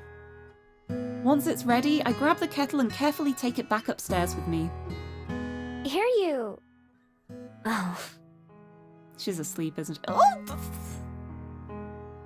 She's asleep. Oh, yeah, she's asleep. Oh, look at her. Oh. Oh. Oh. Oh. Sorry, I got it. I got it. I got it. I got it. Oh. Look at her. Oh. Oh, she looks so sleepy. She's so sleepy. Oh, the audacity of this game. I know, right? I really do just want to pat her on the head. Like, as soon as I see this, I'm just like, I want to pat her head. I want to pat her head. She's so lovely.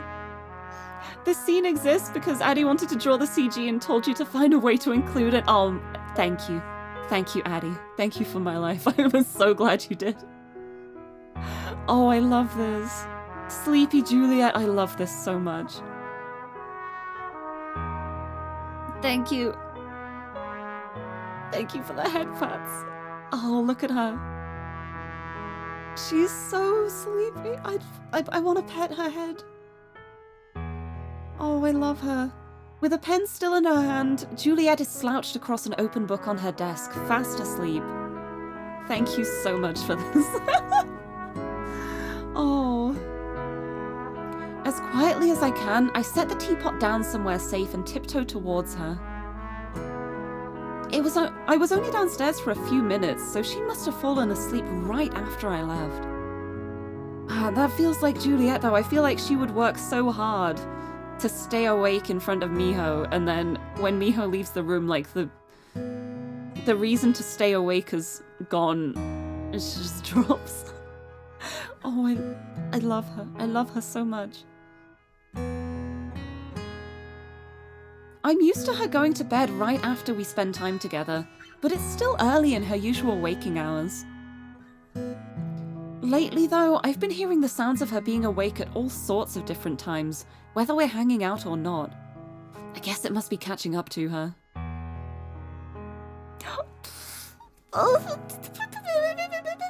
Ah! The blanket! The blanket! The blanket! Oh, I love this. I love this. Oh, I'm so glad I got my blanket now. I'm so cozy. I'm so cozy. This is so warm. This is so warm. I love this. After moving the lamp a little bit further away just to be safe, I grab a blanket from nearby and drape it across Juliet's shoulders. She doesn't react, but I can see it rise and fall with her steady breathing. There's something that feels odd about seeing Juliet asleep, and it takes me a moment to realize what it is. I'm not used to seeing her look so relaxed. Oh, oh wow.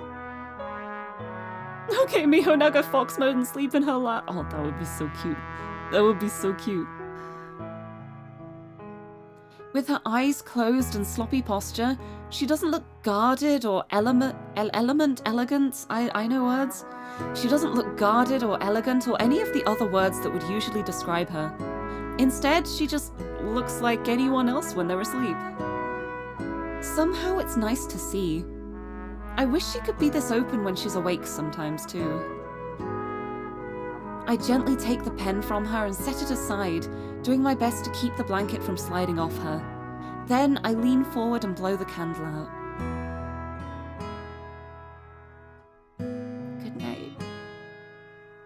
I whisper into the darkness before tiptoeing out of the room, spending the last of my time before bed myself. By myself. I'm losing the ability to read. I'm just here like... I'm warm. That's the first thought that comes into my head as I wake up.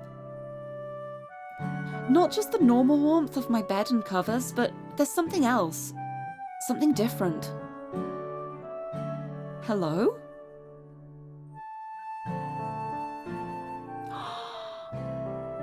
I groggily open my... Ow. Thank you for the hydrate and posture check. We have a big stretch. Ugh. A big stretch. And a big sippy of my drinks. I'm nearly done with my tea now, actually. I'm gonna have to ask Miho to get me some hot water as well.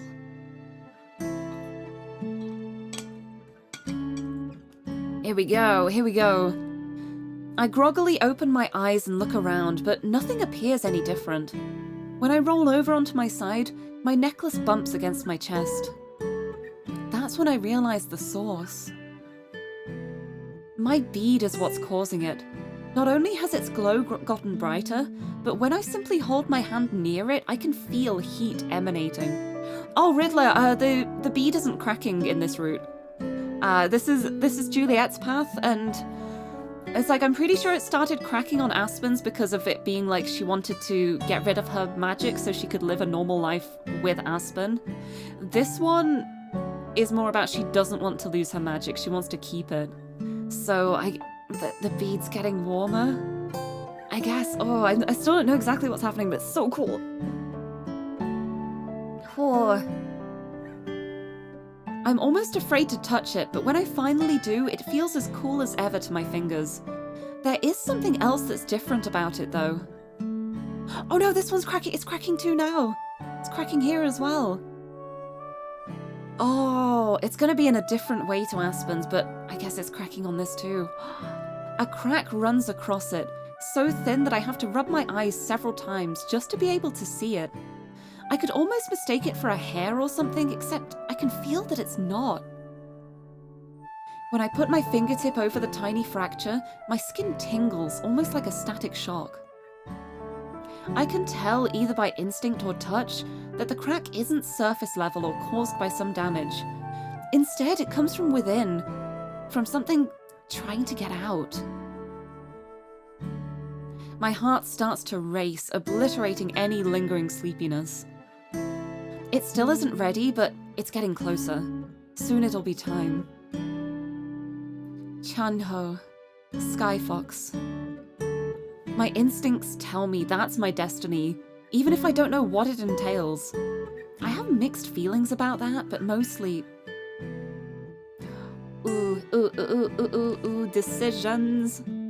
Decisions. Oh, yeah, I think Miho's magic really is so fascinating. I love it so much. Because I feel like it's like we know that the bead is part of her, and the magic has come from like inside her. So I think it's mostly just adapting to her as she grows.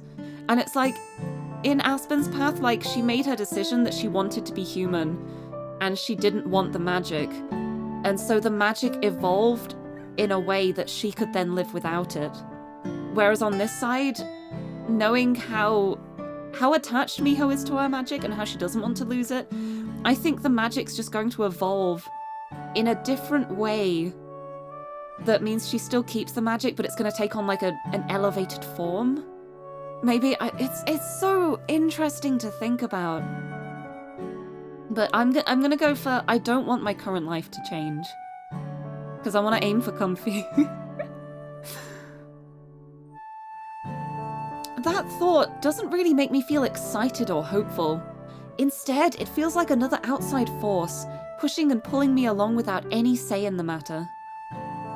My life has become more and more uncertain even as it's gotten more routine. Aspen and her memories, Juliet and the underworld, me and my magic. It's all so much. I hate to admit it, but a part of me misses the simpler days of my life. Even if they weren't easy, even if survival was a struggle, at least they made sense. Now I spend so much time wondering and worrying. I know half-truths without knowing why I know them. It's too early for all this. Oh, it is too early for this thinking. Not that there would be a better time later. Still, I know that if I let myself think about these things for too long, I'll just start spiraling. Instead, I make myself get up and out of bed. For a small relief, the warmth from my bead has dissipated, like it just wanted me to notice it. It's still bright and still cracked, but at least it isn't uncomfortable. After freshening up, I go downstairs where I'm surprised to find an empty kitchen. Yeah, thinking is not allowed before 9 AM. That is far too much for a morning. Mornings are for waking up. It's 9:01 for you. Yeah, thinking is not allowed before 9:05 AM then. Haha. But no, I am always of the opinion that thinking works better when you've given yourself time to wake up first. Like, whenever I wake up in a morning, I need to fully wake up before I can even start thinking straight. After freshening up, I go downstairs where I'm surprised to find an empty kitchen. Juliet isn't around, nor our breakfast or any dishes. I don't mind not having food prepared for me, but it is pretty odd. I go back upstairs and knock on her study door, but there's no answer. When I peek inside, I see the blanket I put around Juliet neatly draped across her chair, as well as the teapot that I filled for her on the desk. There's no Juliet, though. I try her bedroom as well, but it's also empty. Juliet? Hello? You'll sleep? I don't know what sleep is. Like, you tried to wake up at 5. I feel like a lot of the time I'm still awake at 5. I wouldn't be able to wake up before I've even had any sleep. I call out her name, but it just echoes around the empty building with no response. Weird. I go back to the kitchen and then her study to confirm one thing. Her parasol is gone. She must have gone out somewhere. I grab some ingredients from the fridge and throw a pan onto the stove to make myself breakfast. I've never done it before, but I've seen Juliet cook enough times that it shouldn't be too hard. Oh no, what are you doing, me? Oh, this is going to be interesting. I prepare some eggs and toast, the same thing we usually have. I mean, on the plus side, it's pretty hard to mess up eggs. I feel like even if you mess up cooking eggs, you've still got edible eggs. You just, they may just be in a different form than you expected. But it should be okay. Yeah, you just throw everything in the pan and do a quick time event, right? Right, you just put the egg in pan and then it is cooked. Isn't that how it works? Not too bad. The steaming meal isn't as tasty as what Juliet makes, but it's edible at least. The eggs are kind of rubbery and the toast is more like slightly warm bread, but I eat it all anyway. Either way, I'm proud of myself for making it. I am so proud of her for not burning the toast. I'm so proud. See, we're going down the accidentally burned down the library route. No, I feel like she was maybe a little bit overly cautious in her cooking, but I would much rather that than have her set everything on fire, so I'm proud of her.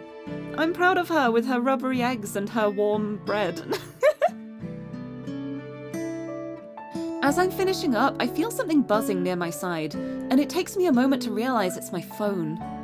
I fish that out to see that I have a message from Juliet. Good morning. Are you awake? Yeah, I made food. I'm sorry I didn't cook for you. I'm at the mountain. Would you like to join me? Sure, on my way. Typing out each message is slow going, and judging by how long it takes for Juliet to respond, it's not easy for her either. I'm sure Aspen would have done it in half the time. We're going to the mountain. We're going to the mountain. Still, it's a surprise to hear Juliet's up on Mount Victoria, especially at this sunny hour. I'm sure I'll find out why soon. After cleaning up after myself, I finish opening up the library and then head over to the mountain myself. Just glad she wasn't cooking. Yeah, I'm very glad she wasn't cooking like chicken or anything. I'm so glad. It's like I feel like eggs and toast is it's difficult to do it like disastrously. I feel like eggs are very forgiving to cook. Like even if you like do it a little bit wrong, you can still make something edible out of it. Just scramble it all up. It's still fine. But oh yeah, I'm glad she didn't burn anything. Yeah, we're heading over to the mountain. It isn't hard to find Juliet up at the top when I get there. Her parasol stands out over the heads of the other early morning hikers as she waits for me on a bench. Morning. Hello, Miho. Just the way she says hello. I love her. Oh, here we go. Why is she up here? In the day? What? I sit down beside Juliet and she adjusts her parasol to give me some extra shade too. I woke up and was surprised you weren't around. I didn't think you'd be here of all places. I wonder if she came here because of Miho. When I left this morning, I had only intended to drop off the documents I finished preparing last night. But by then, it was nearly sunrise, so I thought to come up here and enjoy that. Sorry for falling asleep so suddenly last night. I appreciate you taking care of me, though. Oh, That's fine. It was nice to be able to do something for you for once. Even if that was just bringing you a blanket. oh, it's so nice. I love that she can take care of her. Also, I don't know what you mean by this scene, but please don't make comments like that because now I'm just like questioning what this scene could mean. Whatever it is, it's new to me, so I don't know what's coming up. No, it's alright. I just wanted to mention because it's the kind of comment that's really easy to make without thinking about it, but now I'm not. What scene? But I guess if you're not sure either way, it could not be that scene anyway, so we're on a neutral point. It's okay. But oh my goodness, it's so wild seeing Juliet out in the day. Like, I know we've seen it a couple of times already, but just the fact that they're like both at the top of the mountain here in the day is just, oh, I love it. Not just for once. You bring me joy just by being around. Oh, I love this. I nuzzle against her, not caring that we're in public. PDA, oh my goodness. Still, it seemed like a weird time for you to fall asleep. Yes. I've been having some trouble sleeping lately, I must admit. I catch a few hours here and there when I can. Oh, I know the pains of not being able to sleep. Oh, I hope she's okay. Although, honestly, considering what she's considering, there's probably a lot of stress in her mind at the moment. It makes sense that it's trickier to sleep. Like, I feel like when I'm worrying about things, like if there are situations that I haven't resolved and I end up thinking about them, it is always way harder to sleep. Like, until it's resolved, it's so hard to sleep. But yeah, PDA calling the police. Yeah, next they're gonna be holding hands, honestly. I noticed. I've been hearing you around the house more often. Do you know why? This and that.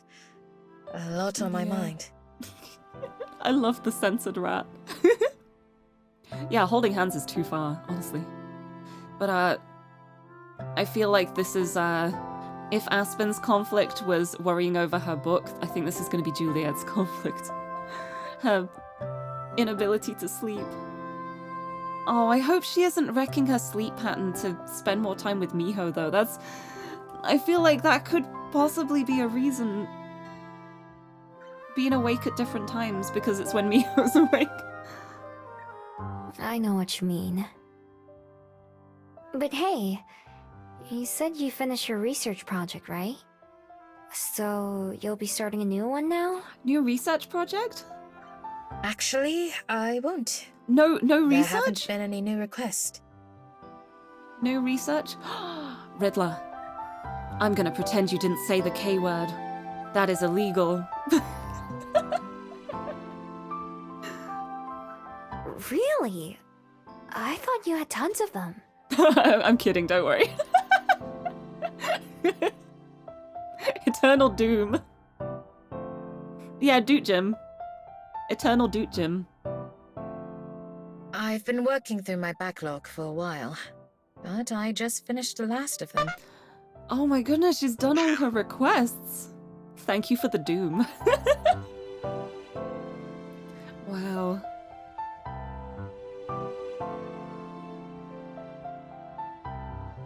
Oh. Wow. So we can't crump in here. How dare you? How dare you? Crumpet. Oh, I had crumpets earlier. That was my lunch today. I had crumpets.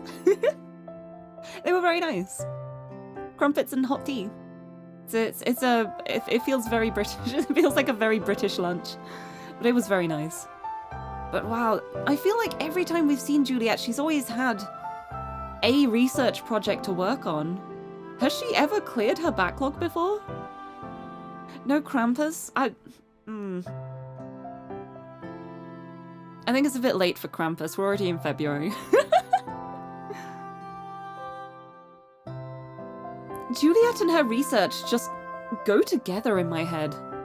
I know it's how she spends most of her free time when we're not together. It's hard to picture her without something to work on. Yeah, that's exactly what I just said. Same brain cell. You'll probably get some new ones soon, right? Perhaps. There's a tinge of sadness in her voice. Maybe I shouldn't have said that. Especially if she's not thinking about leaving soon. Oh, especially if she's thinking about leaving soon, it would make sense for her to not want to start new ones. That is true.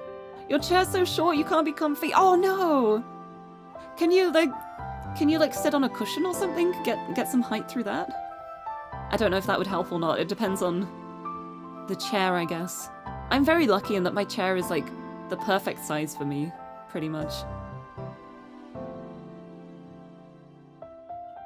To change the subject, I hop to my feet and stroll over to the tall metal binoculars by the railing. Juliet stands up too and follows me. I feed a couple coins into the device and then press my eyes to it, looking out at the city. Have the chair sit on you. Oh, that would be so uncomfortable. Oh, it's not height, it's length. Oh, has it got like a very, very narrow seat to it? Oh. Yeah, I guess there's not really much that can be done with that. Oh, and you have a blanket around you so it feels tiny. Oh, you need to get a new chair. Although I guess it's not that easy a lot of the time. It took me ages to get my proper chair. I was using a terrible chair for the longest time. And as soon as I got my new chair and I sat in it, I was just like, I've been torturing myself for no reason. I sat in it and I was like, this is so comfortable. Why did I not get a new chair sooner? I didn't realize what a difference it would make until I had it. And now I'm just like, it's so comfy. It's so good. Oh, if you put your legs up on something, it's fine. You just can't find it. Oh, that's fair. Yeah, you need like a little footrest you can pull out. What chair is it? Mine is an IKEA Java 5 that I've forgotten the name of it. I don't know how to pronounce IKEA things. Jarfjale? I don't know how it's pronounced. It's that one. It's that. I'll just type it in chat. It's that chair. And it's really, really comfy. I love my chair. It's so nice. But yeah, I had like an off-brand gamer chair before this because it was pink. And I was like, oh, I want a pink gamer chair. That's great. And it was the most uncomfortable thing to sit in. And the hydraulics stopped working and the leather started or the imitation leather started peeling off. It ended up creaking every time I moved. It was just not comfortable to sit on.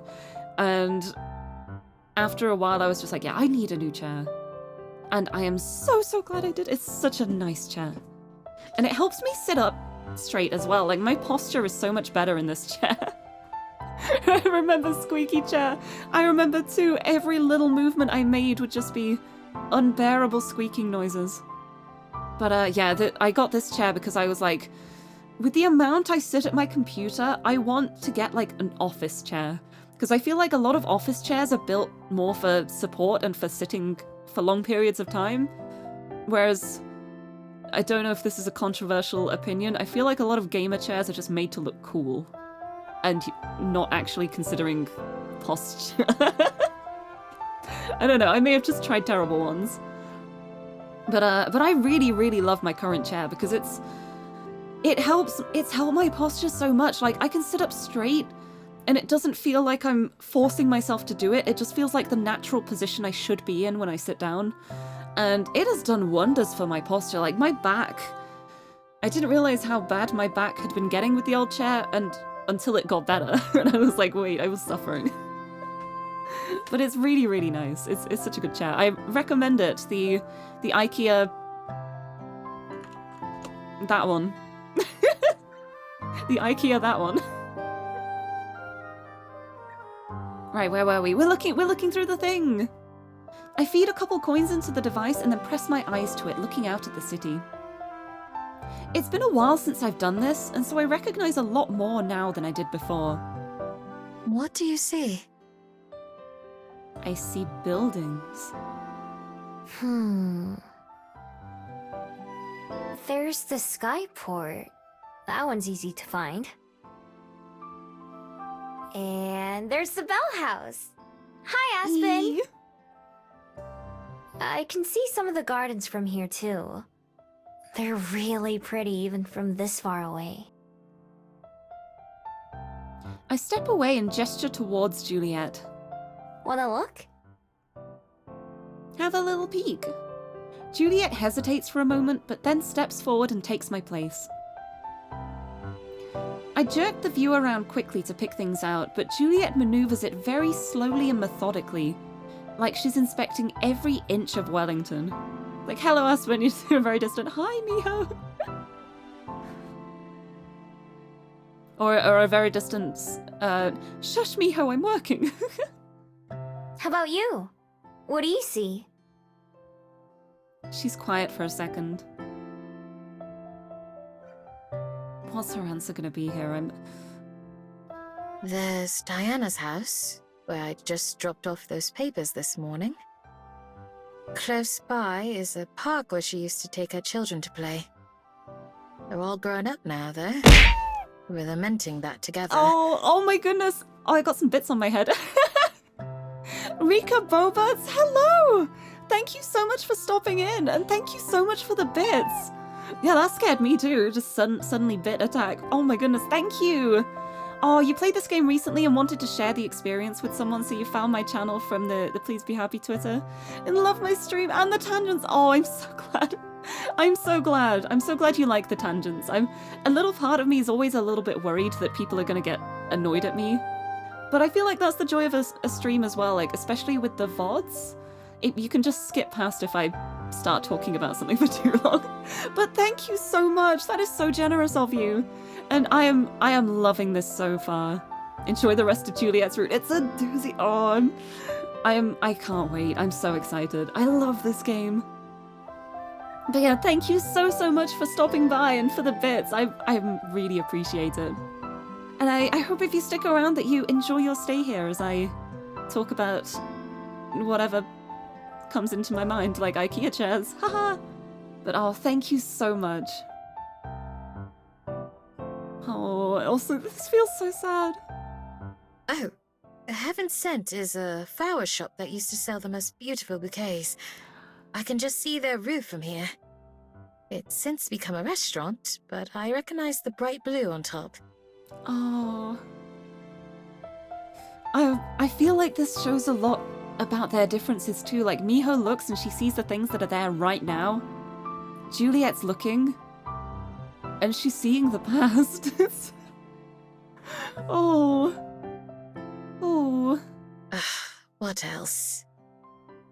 Ah, Braylin Primary, just near the library. That's where Cassette went to school. There's also... She's seeing the past. It's... Wow.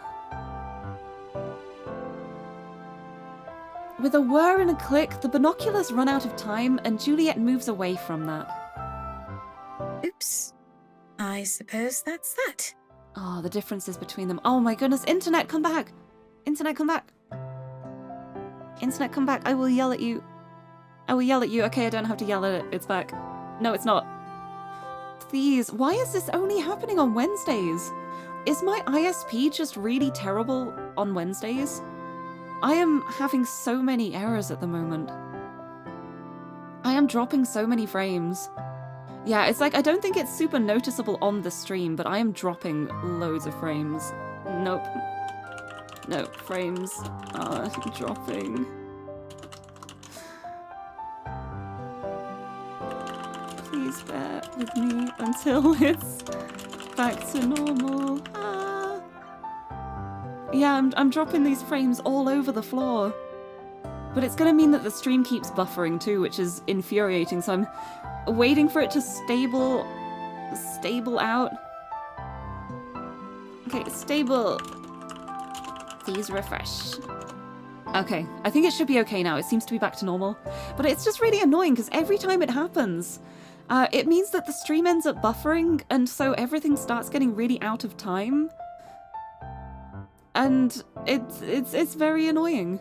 Although it's like, thankfully, it's not so much of a problem when I'm playing something like a visual novel, because there's not much movement going on the screen, so if I drop a few frames, it's probably still gonna look the same.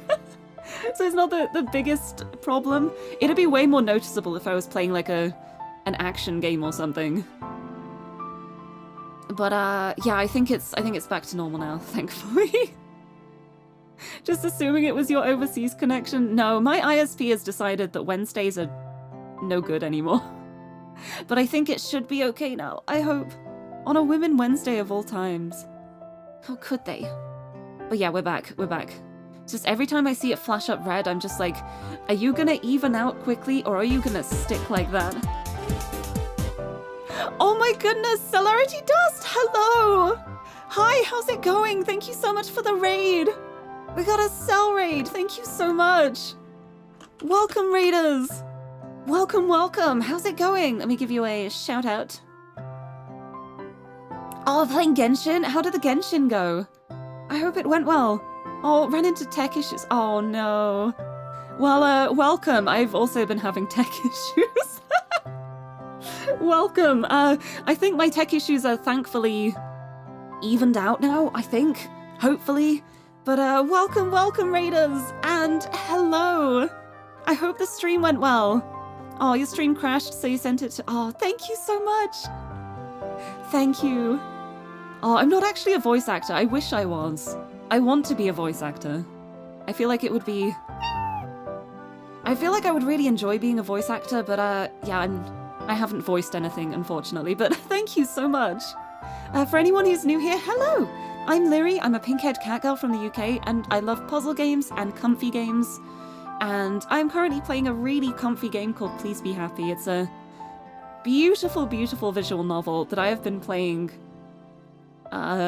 for way longer than the game actually is. This is my 12th stream of it. It doesn't usually take this long to play, but I tend to go off on a lot of conversational tangents as I'm playing it, but it's such a lovely, lovely game. And thank you so much for stopping in and for raiding. Can't go bad with a cat girl from the UK. I'm glad you think so. But yes, welcome raiders. Feel free to pull up a seat, get comfy, enjoy the I say comfy story times. There's a little bit going on at the moment. It's not the comfiest. Oh, Tim, no. No, I can't do an American accent. I can't. I think that's why he's asking. I cannot do an American accent. I have tried several times, and I feel like I'm just being offensive to American people when I do. But it's like I can't really do accents, but I can do different tones of voices. Like I can do a very cool sounding voice, kind of like this. Very mysterious, maybe. Not sure what's going on, but it can be quite cool. I can also be Uwu. I can also be cute and Uwu and a little baby. I can make baby noises too, which is, I've been told it's terrifying. Wait, should I do my baby impression? I don't want to scare the raiders off when you've all just got here. Oh, thank you for the hydrate! I will have gay for nerds. I love that username. Thank you for the hydrate. I'll have a sip of my drink. My cool voice sounds kind of like Silver. That's such a compliment, thank you. But oh, we have Uwuctionary narration. I will do the Uwuctionary narration redeem, and then I will do my baby impression as a treat. But my Uwuctionary is basically, I have a redeem which is a dictionary narration redeem, where you give me a letter and I have a literal dictionary that I will read a random entry from. But Uwuctionary narration is basically the same thing, but in Uwu voice.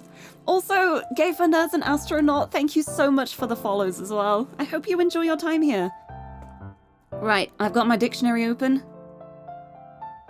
Hello. The word we have is flick knife. There's a dictionary entry for flick knife?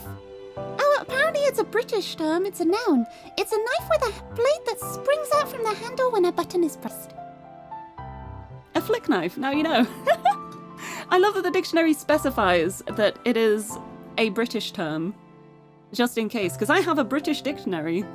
So yeah, it's. I think switchblade is the same thing, but honestly, I don't think I've ever heard someone call it a flick knife.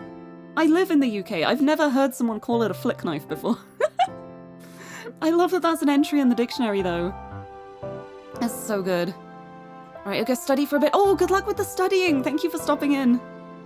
And what about baby voice? Okay, here we go. It's time for my baby impression.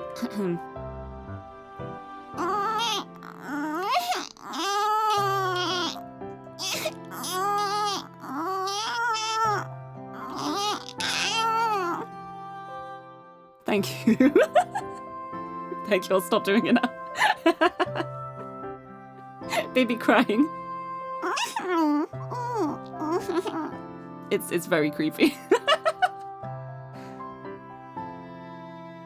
can also do cat meows as well, though.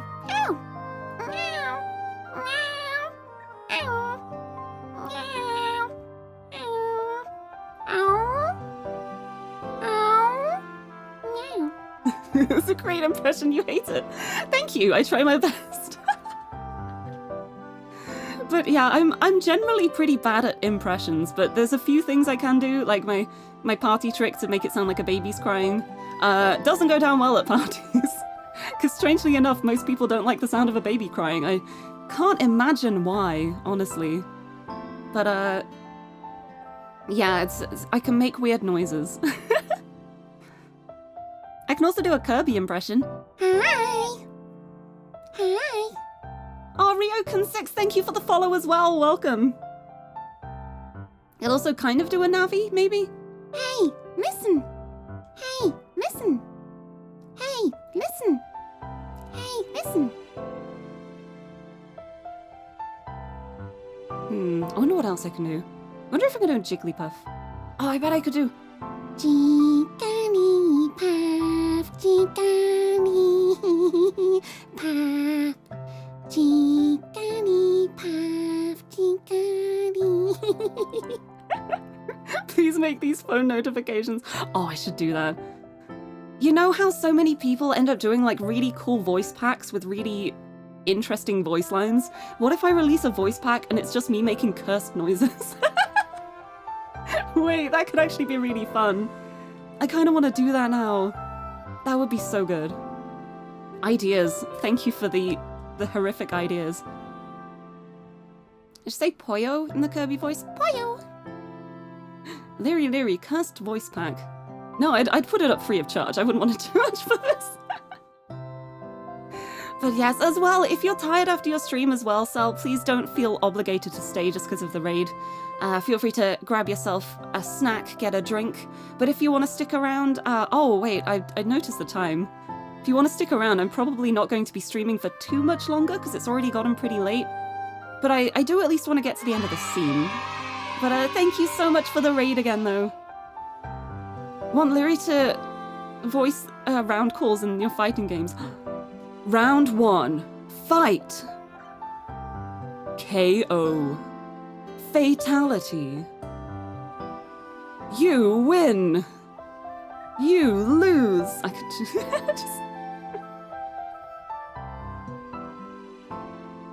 Or I could just go like, Round 1. Fight. and then if you win a match, it's You did it! Yay! Aw, really hope to see Pink Cat Girl from the UK again. Well, I'm here every week, so hopefully you will get the chance to, but yeah, thank you so much for the follow. But I don't know much about fighting games. I'm not really a fighting game kind of person. I feel like my brain moves too slowly to be able to react quickly in fighting games, so I'm just really, really bad at them. But yeah, voicing stuff would be fun. Still sad you missed Jopping a few weeks ago. Oh, well, I mean, my VODs are up on YouTube, I will say. If anyone is curious for any of my past content that's been taken off Twitch already, I do keep a log of all my VODs on my YouTube channel. And I do plan on actually posting non-VOD stuff on my YouTube channel in the future too. It just hasn't happened quite yet. It will, I swear. I've got stuff in progress. It's coming. It's gonna happen this year. But yes, I stream usually 3 times a week. Sometimes it's 4 times a week, depending on if I've gotten any sleep. But I'm around on Wednesdays, Fridays, and Sundays with a variety of things, and also my internet is dying again. Please come back. Please come back. Okay, it's back. Oh, thank goodness. I thought it was gonna do it again. No! The tech issues. Oh, I need to put your VODs up. You just highlight. I don't make highlights. I feel like I should start making highlights. I need to make content that's easy to consume. Thank you for the hydrate, Gambler. Nice to see you. And thank you so much for stopping in, Ryokun, as well. I hope you have a lovely sleep if it's late. But thank you for sticking around. Hydration issues. I will have a sip of my drinks. Wow, there we go. The study buddies are in good hands. Very happy. Yeah, I'm so glad you got the chance to raid me as well. Thank you so much. You are also wonderful. But yes, I'm so sad that your stream crashed, but I hope you had fun before then. And thank you so much for sending your audience this way. I hope you've all enjoyed the cursed baby sounds.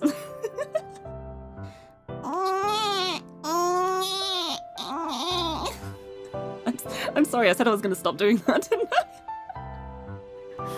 Right, where were we? Yeah, the binoculars just ran out of time. There we go. With a whir and a click, the binoculars run out of time, and Juliet moves away from that. That was quite nice, though. I haven't seen several of those places in many years. Oh, the reminiscing. What do you mean, stop? That was epic. Do it more often. Don't let Xander hear you say that. It's his least favorite thing. He hates it. Children sounds. I can do children sounds. I'm telling on you. The teacher said we can't do that. That was terrible. I'm so sorry. Cursed baby redeem. It'd be a lot of points if I didn't. But honestly, I like not having it as a redeem. I like just jump scaring people with it without any warning. But anyway, back to the game. I'm playing a game called Please Be Happy at the moment. I have played a lot of this game, so for the new people coming in, you may be a bit confused on the story because everything has happened already. But this is Juliet. She's a vampire. This is Miho, she is a fox girl, and they are girlfriends. And also immortal. And there is a lot of stuff going on, but that's like the Cliff Notes version of it. I love Miho so much. Juliet's a vampire? Yeah, she is! She can turn into a bat and everything. Like, we got an amazing CG of, like, Miho turning into a fox and Juliet turning into a bat, and they went on a lovely run through the forest. It was very cute. It was so cute. But I love this game so much. It's so good. Right, I want to at least get to the end of the scene. I'm realizing it's already almost 6 o'clock, and I gotta go feed my cat and also myself. Glad you liked it. Although she's smiling, I'm not actually sure she means it. I'll tell you what, Riddler, when we get to the end of this scene and I go back to the menu, I'll load up the CG to show you. Something suddenly makes sense to me. Something I should have expected, but only now understand. She saw a Wellington that doesn't exist anymore. One that I could never see, no matter how long I looked. Well, I do believe I should be heading back. I'm sure I'll be itchy from all this sun, even with the shade. Will you be accompanying me? Yes? Oh. Yeah, let's go. Oh, she looks so worried now. The realization that Juliet was just seeing the past. And oh yeah, because Juliet's a vampire, she can't be out in the sun too long. It affects her. It's why she's got the parasol out, even though it's the middle of the day. It's to try and block some of the sun. It's also why she's usually awake at night and sleeps through the day. Just little vampire things. Her abrupt decision to leave feels painfully expected alongside what I just realized. That's twice in a row that I managed to make her feel bad by accident, even though I know I didn't do anything wrong. I had planned to tell her about the new changes to my bead, but it doesn't feel like the right time. It would just be another thing to weigh on her mind. I slip my hand into Juliet's as we walk. Oh my god, it's the hand holding. No! Oh dear. Even with the subdued mood, it's nice to feel her so close to me. I hope she feels the same way too. Oh, there we go. That was the end of the scene. All right, let's, we shall leave it there for now, but I am going to go back to the title screen. What are we on? We're on 87%. We made it. What was that, like 3% this stream? 3%, I think it was. Also, Owlin, hello. Thank you for the follow. Welcome. Oh, I can't remember what it was on. I thought it was on 84. I wasn't paying attention. We're getting close though. We are making progress, closer to 100%. Yeah, I don't remember what I started at. I can look back afterwards, I guess. I don't know why I just said attention. It's like I started saying attention and then my attention span vanished. Not paying attention, bruv. I've never said that as a word. I just forgot to say the rest of the word. I think that's probably a sign that I should head off and get some rest and also food, maybe. Alright, new word. Let's make it catch on. Attention. You paying attention? It's the same as sus. Oh no. Oh, it is. You're not paying attention? That's kind of sus. That's terrible. That's terrible. I don't want to say that. But yeah, thank you so much. I'm just going to show the gallery first. We are not do the raid just yet. Because I want to show the lovely scene where the two of them were running through the forest. Here it is. Here it is. Look at this. It's Miho and Juliet in their animal forms. Right as I loaded that, I started dropping frames again, but I think it was just a blip. But look at this. Look, they're so happy. They're so happy. It was so sweet. I love it. And then the bonus version, which isn't in the game, but was stunning. The way they're running, it's so lovely. I love it. I love their little faces. They look so smiley. They look so smiley. little smug grin. I love them so much. But yes, with that... Bye-bye! See you next time! See ya, Tommy! Yeah, I didn't know it was the thing too. It's a little hidden thing. It's such a sweet little Easter egg. When you find it, it's just like, oh, look at that. But with that, I shall... bloop. Let's head over to here and find somebody to raid. Let's see who's around. Alright, let's see what we got. Let's see if there's anyone I know online. I feel like there probably is. There's usually a lot of people around. But thank you so much, everyone, for joining me. And welcome to everyone who joined the stream today as well. I hope you've enjoyed your time here. I feel like my brain is starting to stop functioning now, so it's probably about time for me to take a break. But yeah, thank you so much for everyone for sticking around, enjoying the comfy, cozy story times with me. I will be back on Friday for some very not comfy, cozy story times, because I'll be playing some Borderlands pre-sequel with my brother. I don't want to call him Lovely. I'll be playing some Borderlands pre-sequel with my brother Xander, and that's going to be pure chaos because I'm a pro gamer. I know what I know what I'm doing in FPS games, definitely. Oh, I'm covering Tiffy. It's okay. Look, you can see it. A little Tiffy face. Lean to the side, so I'm not covering her up.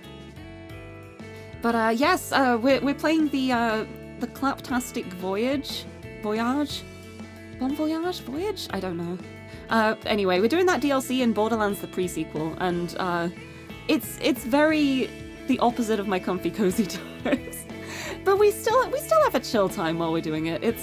There may be chaos and explosions and things being set on fire, definitely not by me, but we still have a chill time. We're not playing it with the intention of being like pro gamers or anything. We're just having a good time, and it is fun. But yeah, anyway, who shall I send a raid to? Who we got? I want something comfy. I want to head to like a comfy stream. Ooh, wait, I haven't raided Vel in a while. Oh, and she's playing Theatre Rhythm. Oh, I love Theatre Rhythm. I haven't played it in... Is this a new Theatre Rhythm game? Wait, is there a new Theatre Rhythm game? Oh my goodness. Yeah, we're gonna send a raid over to the lovely Velcro, who is a Crow VTuber who's playing some Theatre Rhythm Final Bar Line. I didn't know there was a... I didn't know this game existed. Wait, I love Final Fantasy. I love Theatre Rhythm. I'm gonna send the raid over that way. But yes, there is the raid message. Thank you very much. And let's get this raid set up. Dooba-dooba-doo. Thank you very much. I will enjoy the food. I'm really hungry. All I've eaten today is some crumpets, so I'm ready for some dinner now, I think. But yes, let's send the love over in Vel's direction. And I shall go feed myself and my cat. But yes, thank you so much everyone for joining me today. I hope you've had a nice time. I know I have. I always have a lovely time playing this. Came out last week on Thursday. Oh, I need to look into this. Thank you so much. Oh, this is exciting. Okay, off we go. Thank you so much everyone for joining me, and until next time, bye bye!